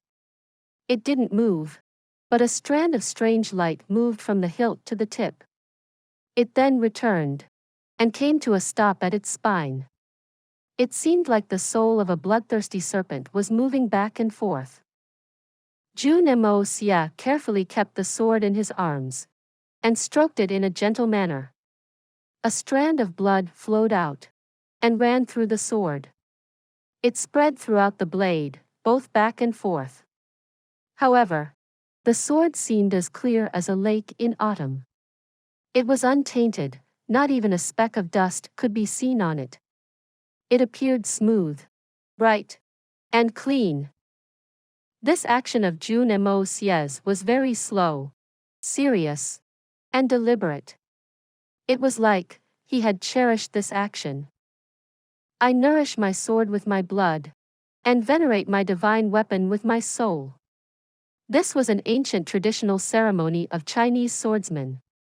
This ceremony has existed for thousands of years, as long as swordsmen have existed. However, the warm weapons had risen, and the cold weapons had waned. And this ceremony had edged towards extinction. However, Jun Moxie had shown his great devotion to his sword, and had performed such an ancient rite on his own initiative. He had used that method to convey his love to his sword. And he had also reminded himself, "I'm Chinese, no matter where I am. I am the blood of China. Even if I'm the only one in this world." Please subscribe to this channel, so that we are more enthusiastic in providing the best video for you. Chapter 407. The Blood of Yellow Flame. There was no doubt and no room to question the fact that Jun Moxie had been behind the entirety of those thefts over the past few days. It was a very obvious thing. He was the only one who had the skill to be that divine thief. However, this so-called obvious matter could only have been known to us. The other people didn't know anything about it. The thieving young Master Jun would go out and steal things whenever he'd have some free time. Who in the world could stop him when he'd use those methods? He could stretch his hand and grab whatever he wanted. His skills had been growing and developing this entire time as well. Moreover, his spiritual strength had reached a very profound level. He would only need to make one mental action, and he would go inside the Hongjun Pagoda in case he came across the owners of those weapons. This method had taken him into a different league. And he wouldn't leave any trace or evidence behind as a result. In fact, he was convinced that even the premier scientists from his previous life wouldn't be able to figure anything out if they were to research this case. He would then use the turning ordinary iron into wonderful gold method inside his tent later at night once he was finished acquiring whatever he wanted. This destroyed any evidence of the theft by making structural changes into the weapons. It would be hard to describe the amount of pains the young Master Jun had been taking while using the yin-yang methods to escape into the 5 elements in order to steal these weapons. Then, one has to consider that these weapons were very ordinary in their make. And the material used in them wasn't of some exceptional quality either. It was merely ordinary steel that was used to make ordinary weaponry. One could even say that the Jun family's young master Jun Moxie's prodigal ways had transcended all previous notions that could be used to scale that very word. In fact, he had nearly lost himself in his extravagant endeavor. Jun Moxie had used his skills for several nights whilst being lost in this extravagance. However, he hadn't spared any effort in doing so. Consequently, he had used his amazing skill set to collect 999 weapons, and had then used the turning ordinary iron into wonderful gold on each of them to forge only one sword in exchange.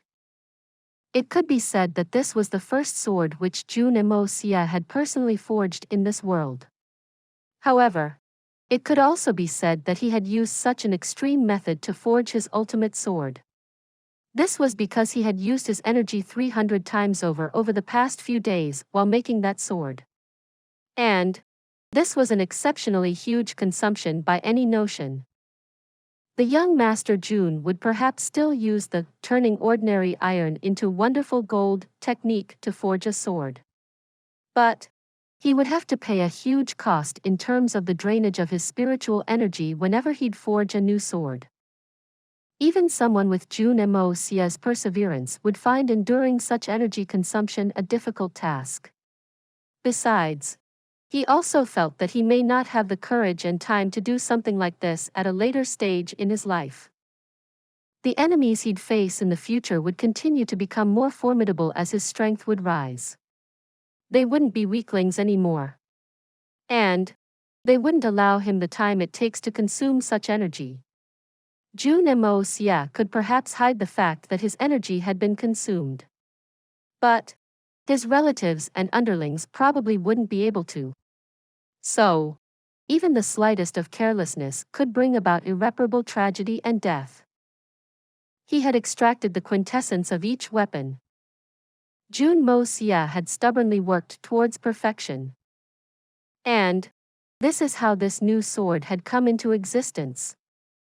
The young Master Jun would steal those weapons, and then proceed onwards to forge his weapon. Then, he would repeat that cycle again, and endlessly at that. In fact, he had worked day and night without a proper break. And he had done all of that in order to forge that sword. The cycle had continued in this manner, and he had continually used his amazing power. He would overdraft his energy first. Then, he would restore it. The vessels within his dantian and meridians resembled a hilltop reservoir. Both ends would be blocked at first. Then, the lower end would suddenly be opened, and the water would rush out. This would leave the reservoir empty momentarily. Subsequently, the top end would be opened once the reservoir had been empty for a while. Thus, the reservoir would quickly fill with water. And this cycle would continue in this fashion. This cycle had become increasingly fast after the first use. And it had also become increasingly efficient. Moreover, the capacity of the reservoir also increased very marginally with every cycle of assault from the water. The capacity of the reservoir continued to increase as the frequency of these cycles increased. However, the reservoir would still be able to replenish its supplies in a very short period of time regardless of the scale of its expansion. Therefore, Jun Moxie's strength had increased very significantly because he had successfully refined that sword. In fact, his xian skills and cultivation had also surged up. He had already reached close to the middle level of Sky Xian realm in accordance with the Xian continent standards. It was only a rise from the starting level to the middle level from one perspective. However, this was a huge progress if it was taken into consideration from the standard Xian cultivation norms.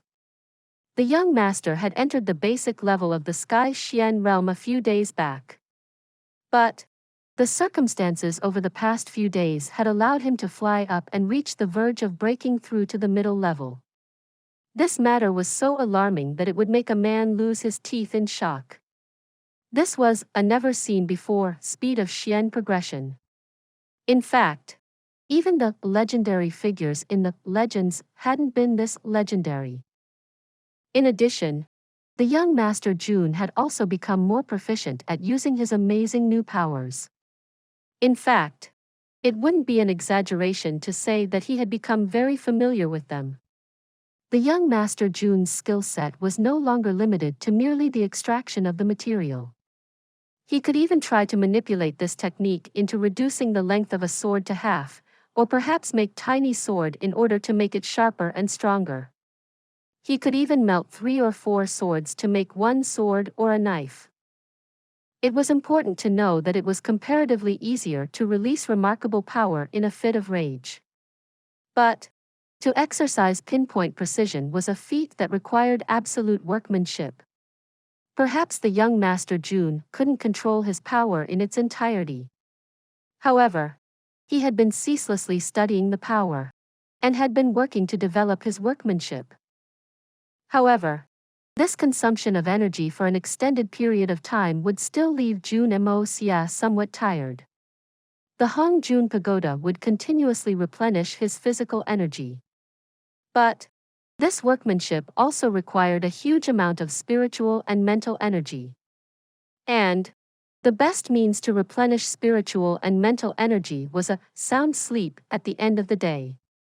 The young Master Jun's achievements were great, but they still couldn't replace the benefits of sleep.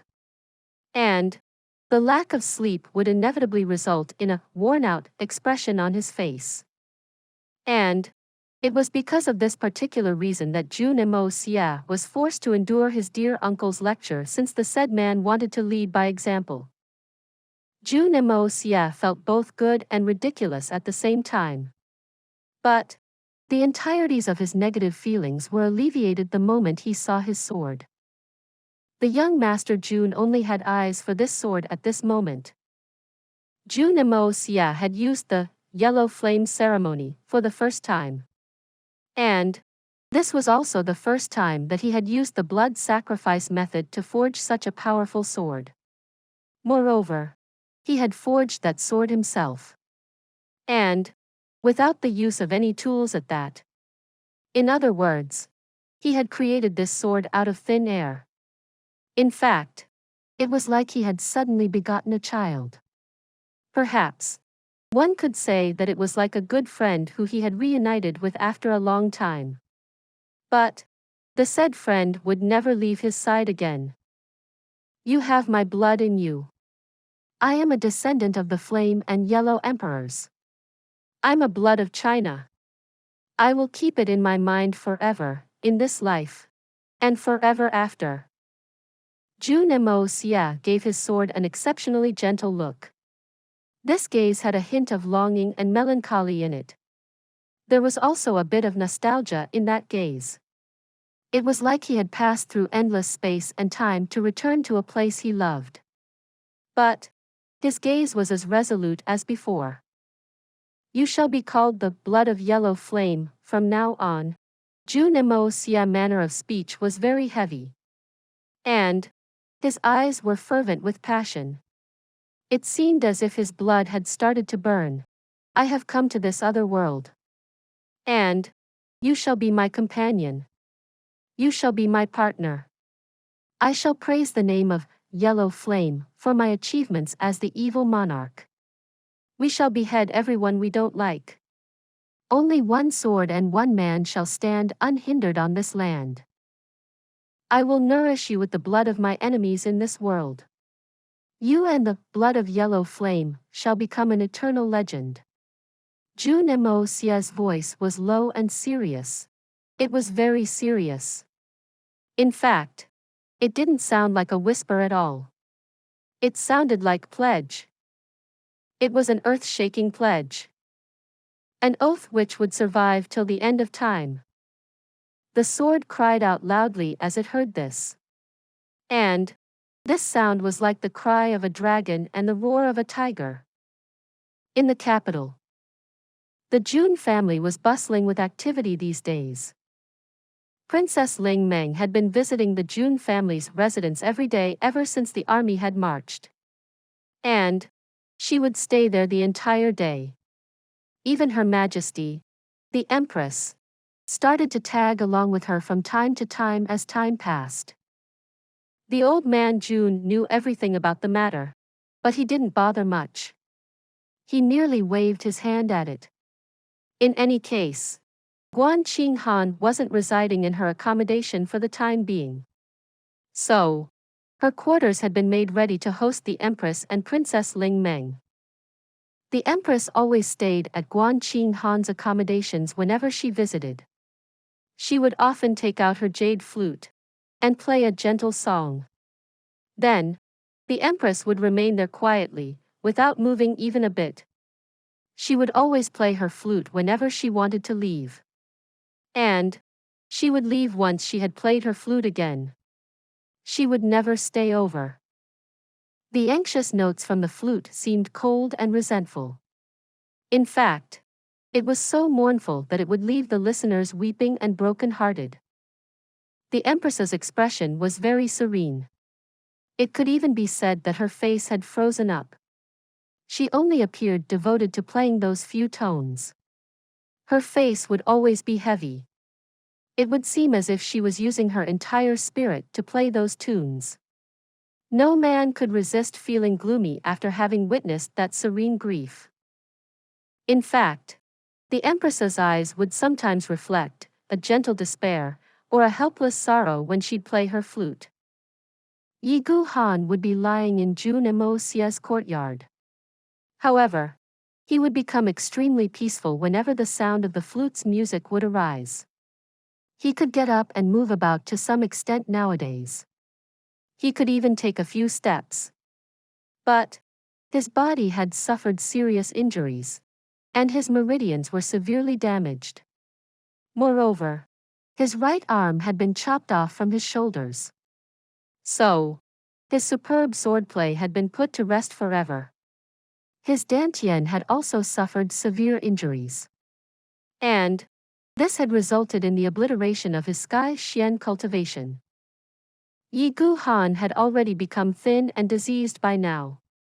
His sky xian strength had disintegrated and reduced to the xian qi of a crippled person.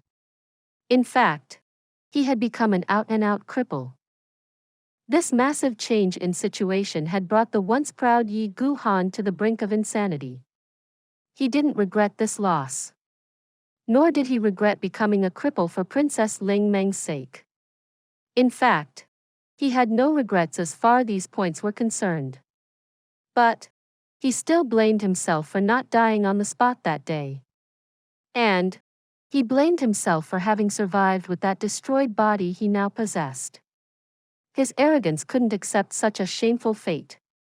So, he would everything in his power to seek death.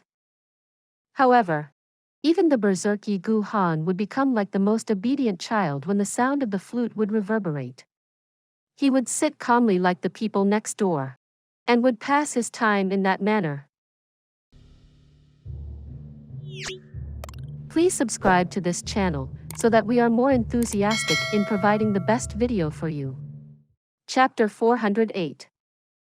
Old Man Jun's extreme joy turns to sorrow. Yi Gu Han's expression would become complicated whenever this would happen. And he would consequently turn listless and melancholic. There was a sense of loss within him. But it was also accompanied with a sense of happiness. His eyes were full of emotion and attachment. They were full of pain and happiness. His lips would repeatedly chant a name in silence. He didn't utter the words.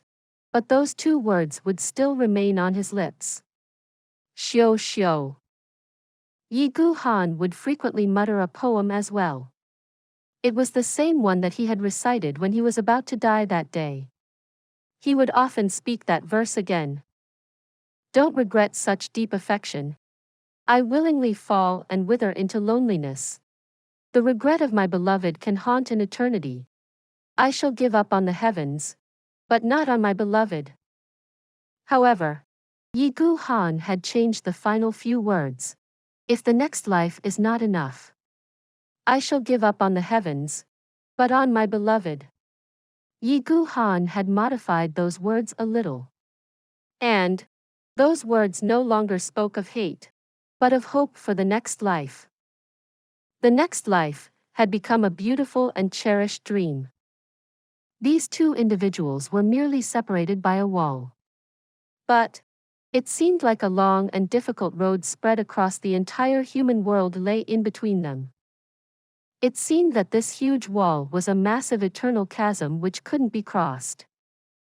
If the next life is not enough, I shall give up on the heavens, but on my beloved. My dear Xiao Xiao. You used to love this verse when we were together. And I'm finally getting to hear it now. Yi Gu Han had become teary-eyed with sadness. Uncle Yi, I never knew that mother could play the flute. Moreover, she's so good at it. Princess Ling Meng propped her cheeks, and her eyes became misty. This is the first time I'm hearing mother play the flute. You said that this is the first time you're hearing your mother play that tune. The unintentional speaker from the audience was the trembling Yi Gu Han. He raised his head, and his eyes suddenly shone with a brilliant splendor that reflected his unexpected contentment. Yes. I've never seen mother fiddle with any instrument. In fact, I've never even heard her sing a verse. I had always thought that she didn't like music. Today has been a surprise for me. Princess Ling Meng replied in an innocent manner. Yi Gu Han smiled. And this smile had stemmed from the bottom of his heart. He was feeling very satisfied at this moment. He wouldn't have asked that question otherwise. One tune was Listening to the Wind with a King, and the other was A World Away from Tears. Thank you, Xiao Xiao. I possess something very beautiful in this world, your affection. Thank you. I already had the reward I had craved. And the price I've paid for that was worth it. I'm content. I'm really content. Yi Gu Han had been leaning against a tree at that time. Its dead leaves fell swirling around the heroic man. His appearance had changed into something different and calm, something different yet peaceful. Yi Gu Han had been crippled due to the destruction of his cultivation. However, he didn't look lonely from then on. He didn't look exhausted either. The man didn't go berserk again. Yi Gu Han didn't even mind the unbearable pain he was suffering. In fact, he didn't even groan. And that was because Yi Gu Han had realized that the price he had paid had been worth it. I'm no longer in misery. I'm no longer alone. I don't feel lonely anymore. I have no regrets. Because I have you. The news from Southern Heaven City also started to come in from that day. And it continued to come every day since. The emperor also started to visit the Jun family every day from that day onwards. He would come to share a warm and cordial chat with Jun Zhantian. And this left the Jun family's household to bustle with even more activity. It was obviously put under heavier guard as well. The emperor would also get to hear that distinct sound of the flute's melody on occasions when he'd arrive. He would sigh whenever he'd hear that music. His vision would get a little blurry, but he would sit calmly whilst he would drink his tea.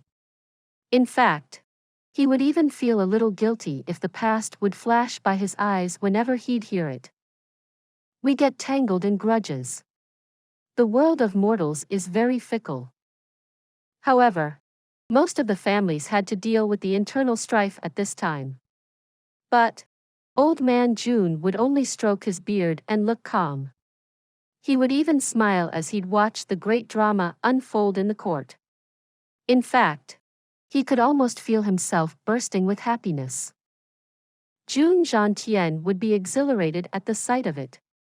In fact, it was like he was getting to watch his favorite drama.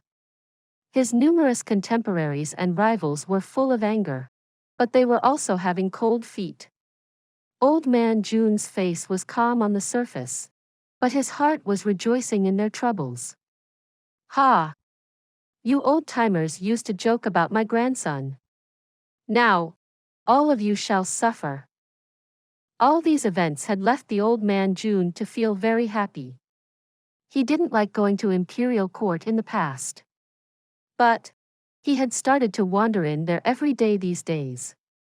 Nearly everyone present inside the hall used to look anxious. But Jun Xi's hearty laughter never seemed to cease. It was like the old man Jun Xie was taking pleasure in someone else's sadness. In fact, it seemed as if he was finally getting to scratch that hated itch on his chest. But it genuinely wasn't easy for those other old men. Who would wish such a thing to happen to their posterity? In fact, Grandpa Jun saw Murong Feng Yun narrow his eyes and wrinkle his nose one day. So, he left a sarcastic remark for the old man of the Murong family. Why is the wily head of the Murong family so angry? What is there to get angry for? It's a good thing that the younger generation is striving for the position of the family's head. What's that called? That's right. It's called the virtuous cycle. Ah! That explains the Murong family's prosperity. This reflects their motivation. This shows that they have the spirit to struggle and forge ahead. You should be happy, you bastard.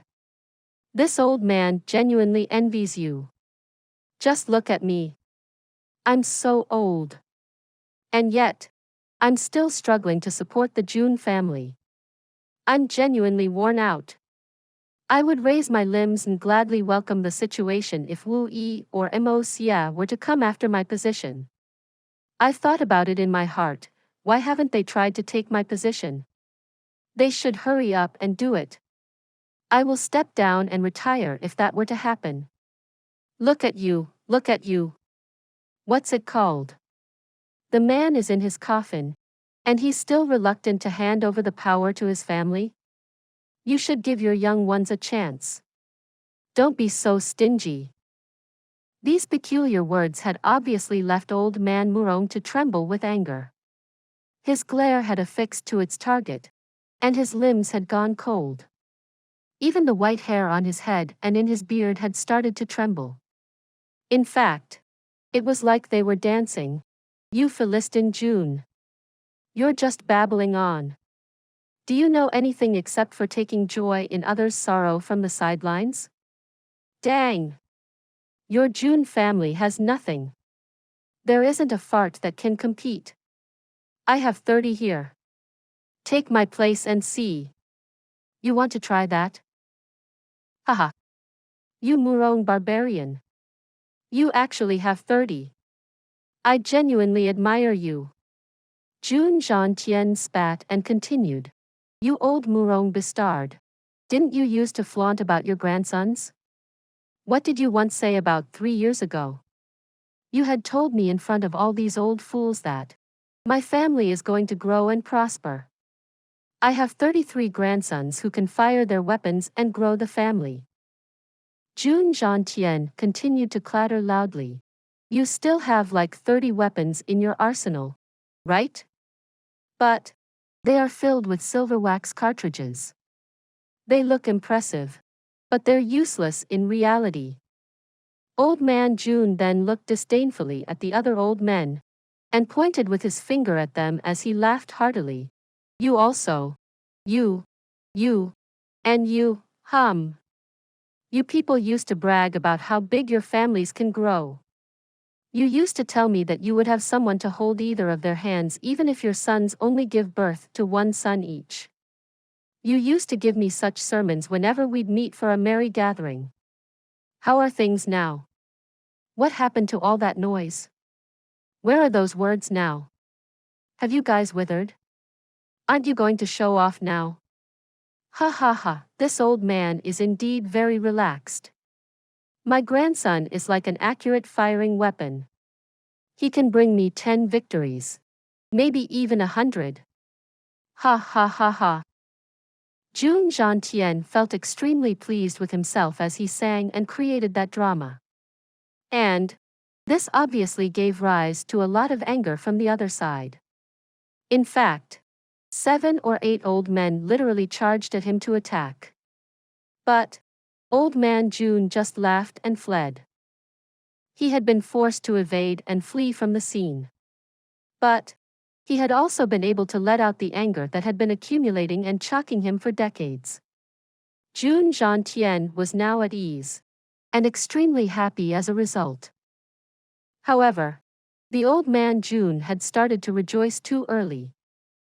Extreme happiness is usually partnered with equal degrees of sadness. Heavy downpour would follow violent winds. He could have never anticipated that the grandson he was immensely proud of, and was talking big about, had been firing around on his own.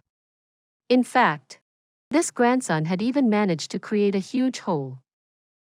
Old man Jun returned home while happily humming a tune. And he was welcomed by a compendium of documents. He opened it, and his smile vanished.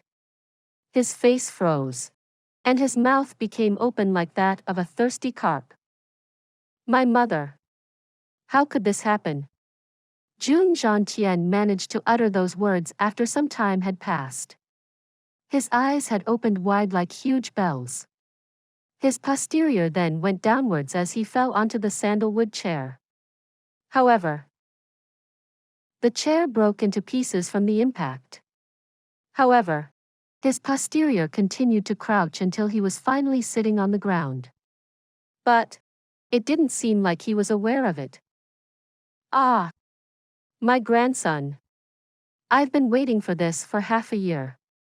It would have been fine even if it had happened 2 or 3 months back. But why did such a thing happen at such a critical time? Your grandfather will die because of that joke. Where will I show my face now? The whole gang of them is offended. They are thoroughly offended. Old man Jun was shocked.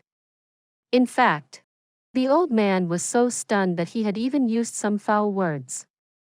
However, the old man anxious about losing honor in front of his contemporaries in reality.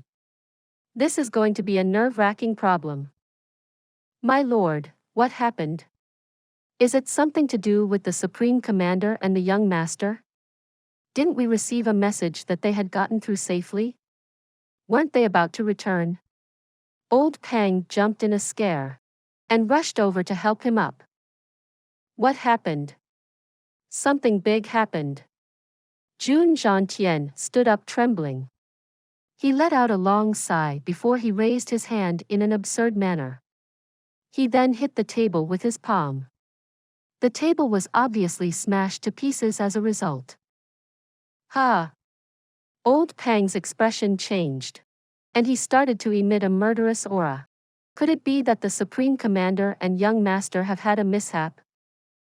Jun Xie got up slowly. The old man had managed to recover his usual composure after the initial shock. His face had also become calm at first. However, he then started to pace back and forth with a frown on his face. He eventually sighed and said, "You'll understand when you look at this." Then, he pressed the letter towards Old Pang's hands. Old Pang gave a cry after he read it. His eyes became increasingly wider. And so did his mouth. He cried out in pain after a while passed. He did so because he had managed to dislocate his jaw. Such an outrageous thing hadn't been seen or heard of since ancient times. It was bold and imaginative. Old Pang groaned with pain as he quickly set his jaw back. He then burst into laughter. This situation was too funny for him to handle. In fact, the comical degree of this matter had left the old housekeeper to overlook the upcoming troubles. Please subscribe to this channel so that we are more enthusiastic in providing the best video for you. Chapter 409. You're our kin. General Jun Xie had described everything in extreme detail in his report. Moreover, he had done so in a very straightforward and unobtrusive manner.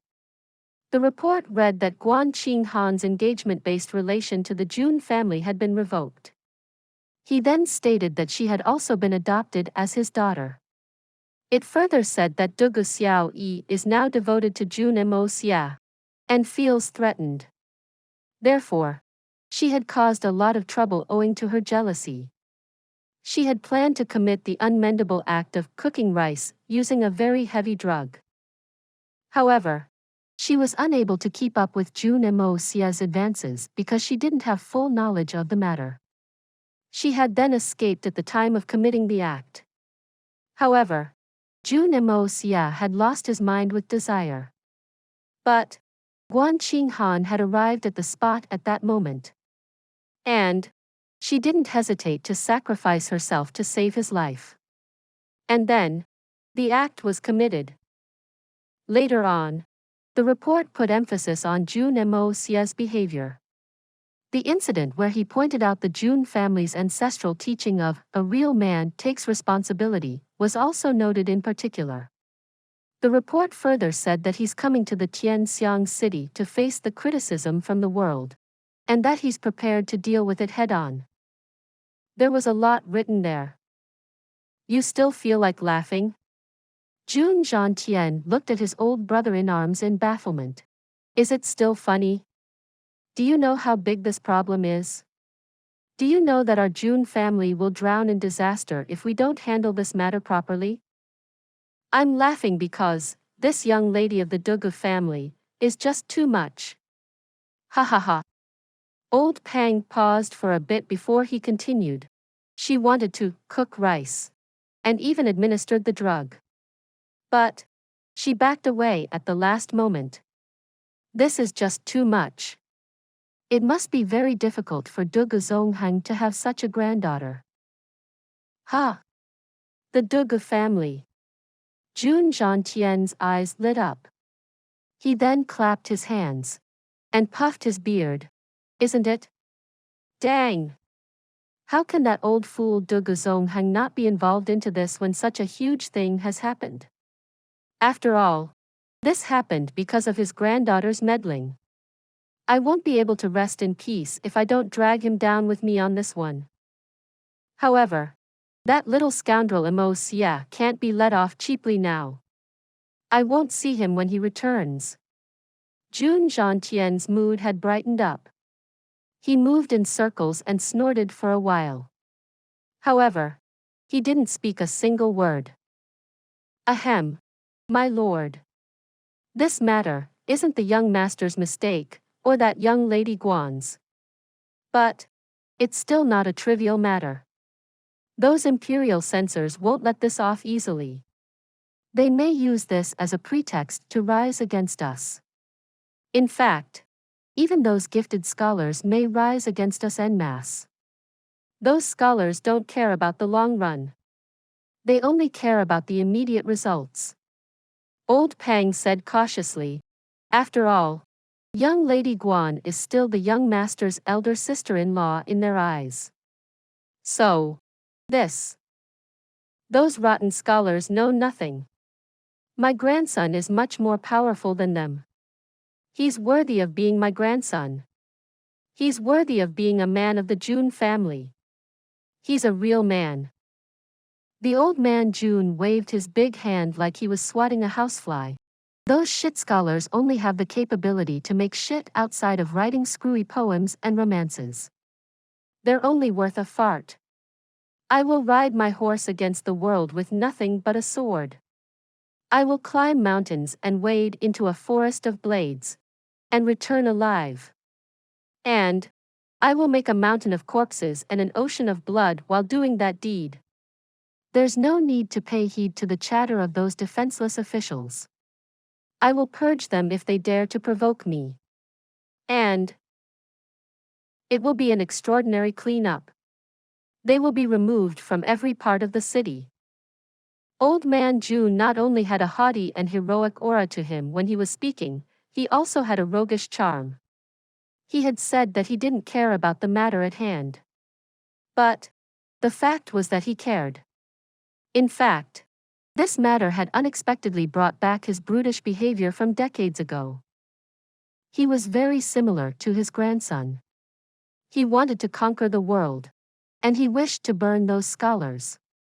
He wanted to ride upon his horse and purge the imperial court. And he wanted to achieve all of this with a blatant, bloody, and powerfully ferocious method. The grandfather and grandson Jun were very ferocious men. I will go and find Debauchee. Old man Jun quickly walked out. That demon's granddaughter has caused me a lot of trouble. How can I forgive him so easily? He must be dreaming if he thinks that he can stay out of it. Good idea, my lord. Old Pang blindly followed suit, and walked after him. He grabbed a cloak, and quickly draped it over his master's shoulders. After all, it was already early winter, and the weather had become very cold. He then respectfully saw the master off. The majestic Jun Xie was ready to move out. And his palanquin bearers came with the palanquin when they saw him. But the grandpa Jun waved his hand. This old man will ride his horse today. Jun Xie turned and mounted his steed once it was brought over. He was about to shake his reins and leave. However, he then stopped and lowered his head to look at old Pang. After that, he asked in a somewhat exhilarated tone, Old Pang, do you think that the seed Moxie shot into the earth will bloom into a flower? Will it be possible for this old man to hold his great-grandson this year? Old Pang was at his master's side. However, he was frowning since he was deeply worried. This impending matter isn't trivial by any means. I hope it gets over in a smooth fashion. Otherwise, the tyrannical powers of the Jun and the Donghua families will end up clashing over this. He was praying to the gods when he heard the surprising words that were spoken by Jun Xie. He couldn't help but lift his head. He had been left stupefied and speechless by them. Old Pang obviously hadn't expected these words at this moment. After all, Jun Xie's thought process was too bold. What? No, wouldn't that be too big a coincidence? Grandpa Jun had been looking forward to this for ages.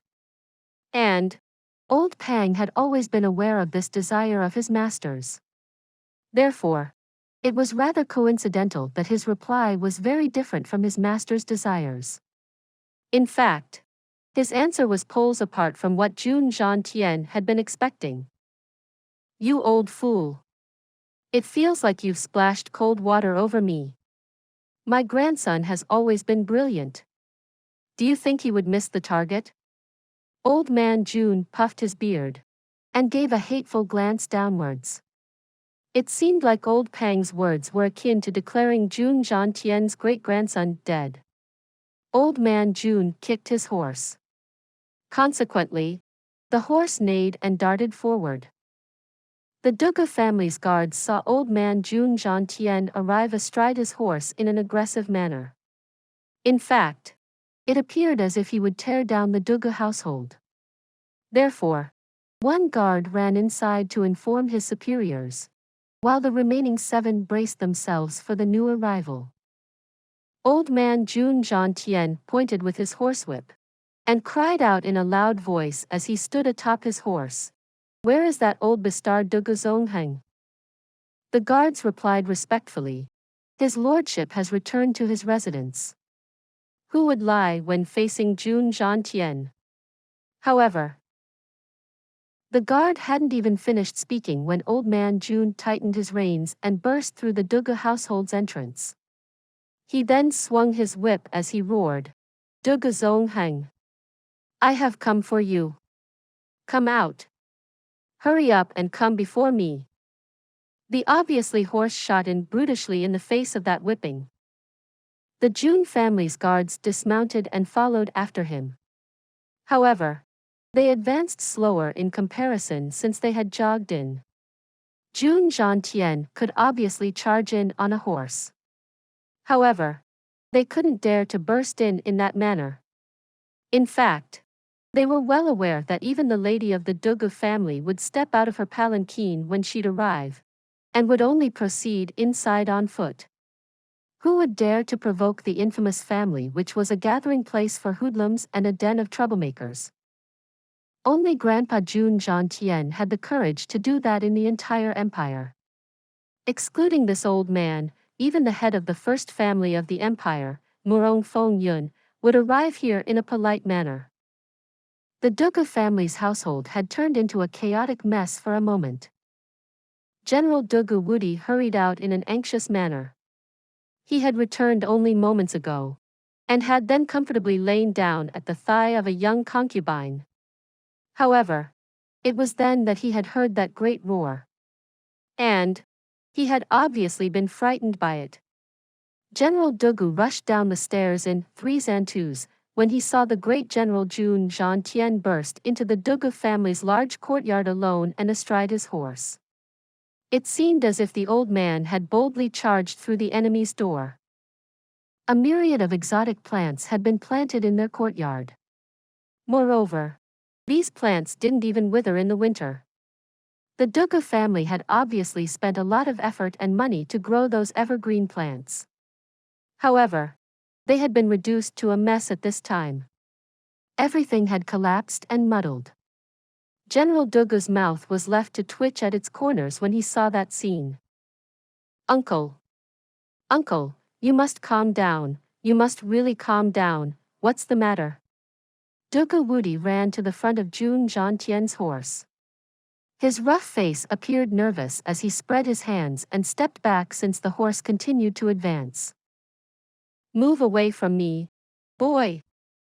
Jun Xie shouted loudly. His voice resounded like a thunderclap. "See that I don't remove you from duty. It will affect your military career." "Ha! Remove me? My career would be affected? What relation does this have with my military career being affected? You're so mighty and awe-inspiring. You're amazing. You bestard Jun. You're becoming increasingly excessive today. You've actually come to my house and trampled it. And you're still strutting around. And then you threatened to remove my son from his position. TCH. I never knew that you had that much official authority. Don't I owe you some money?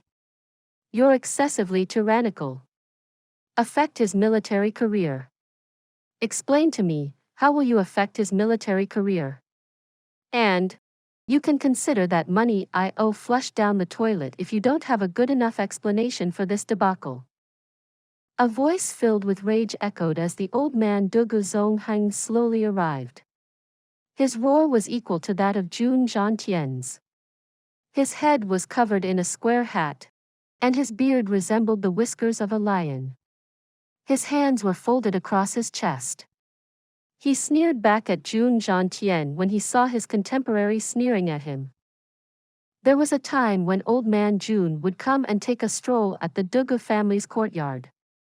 This was because Dugu Wudi owed the Jun family a large sum of money due to the wine incident. That old man Dugu obviously didn't wish to see the old man Jun during that time.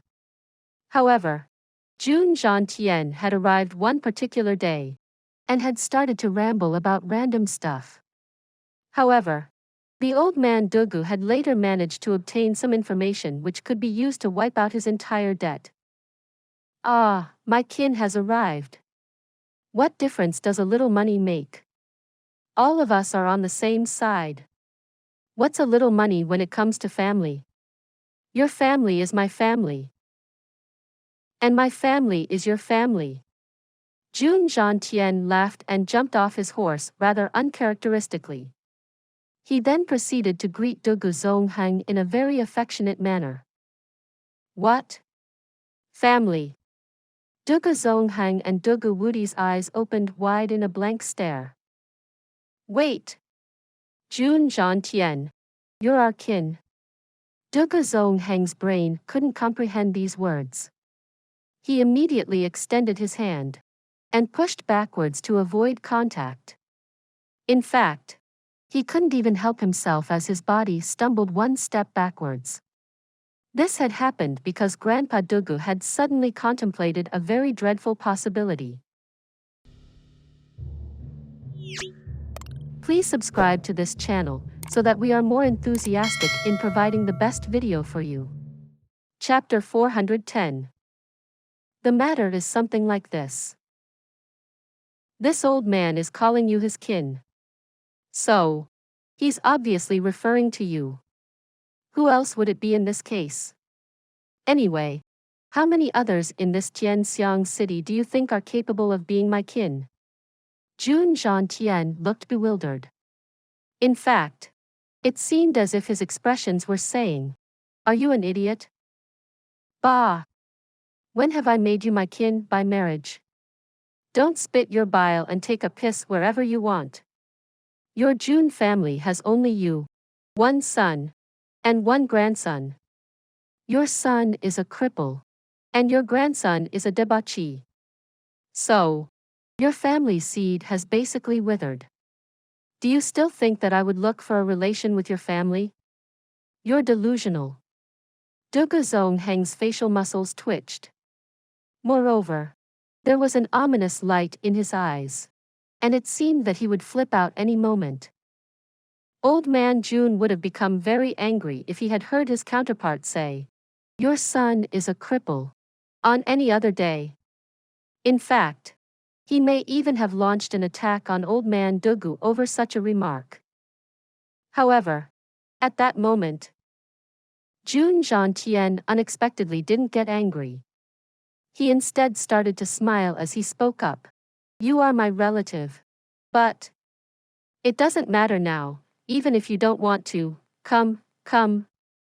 Listen to me carefully. The matter that I've brought up is quite simple in reality. In short, the unmendable act has been done. The rice has been cooked. Do you understand what I mean?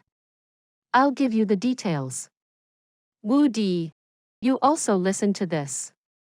After all, your offspring happens to be my most direct relative." Dugu Zonghang's face became green when he heard the term unmendable act. However, it then became purple when he heard his granddaughter's reference in this regard. I just remembered that the officers were looking for me over something important in the barracks. I need to go and deal with it. Otherwise, the military's plans will be severely affected. And that would be a felony by law. Human life is very important. I can't miss out on this. I just can't." Dugu Wudi realized that things weren't looking good. So, he figured that the best strategy would be to lay low. And he had given a good reason as well. After all, human life was invaluable. "You will stay here with me, you brat." The already purple Dugu Zonghang stared wide-eyed and issued a sky-shaking roar. "I will break your legs if you try to leave before the proper explanation of this entire matter is given out. In fact, I will break your legs if I hear another sound from your mouth." Dugu Wudi had turned around a moment ago, but he now stood still. He didn't even dare to utter a single word. In fact, he even maintained the posture he had while he was attempting to leave. So, one of his legs was in front of the other at this time. Moreover, the reddened man had started to drench in his sweat. In fact, he had begun to resemble someone who had stomach problems, but had no option other than waiting outside a toilet since he couldn't go in. Please. Jun Xie. Dugu Zongheng's eyes were narrowed, while his head was tilted as he looked at old man Jun. His hands were raised in a gesture that indicated, let's not talk about this matter here. Let's do it inside, behind closed doors. You brats wait here. Don't let anyone inside. Kill anyone who's rash enough to approach in an attempt to eavesdrop on these secret military talks. Jun Xie turned and gave the order. Dugu Zongheng felt that the issue was something unusual when he heard Jun Xie give such an order. So, he followed suit, and ordered his own family's guard to join forces for standing guard. The two sets of guards replied their understanding in an orderly manner, and quickly scattered to critical points. Then, Old Man Jun started to walk inside as Old Man Dugu took the lead once they had set everything in order. Dugu Wudi followed slowly at their heels. However, his thoughts had started to become increasingly clearer. The unmendable act. It can't be, right? Good gods. My maiden daughter, my daughter has been pushed over that fiery pit? You Jun bastard. Speak whatever you wish to. Let that fart out. And, don't speak in riddles.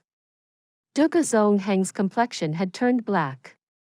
He seemed impatient, and was becoming increasingly ill-tempered after looking at his son's expression. Dugu Wudi usually had the aura of a general about him. However, he sat restrained in a corner at this juncture. It seemed like he was a bullied young mistress. His tall and sturdy body seemed to have caved in and gone underground thereafter. He kept wiping his sweat. It was early winter in Tianxiang at this time.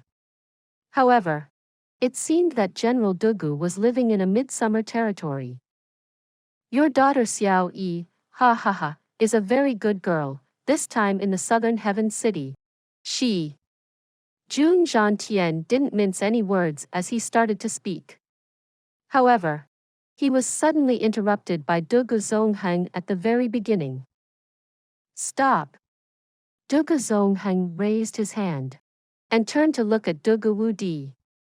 He then asked in a very fierce manner, didn't you say that Xiao Yi is at the imperial palace with the princess? So, how is she in the southern heavenly city? Is this scoundrel lying to me?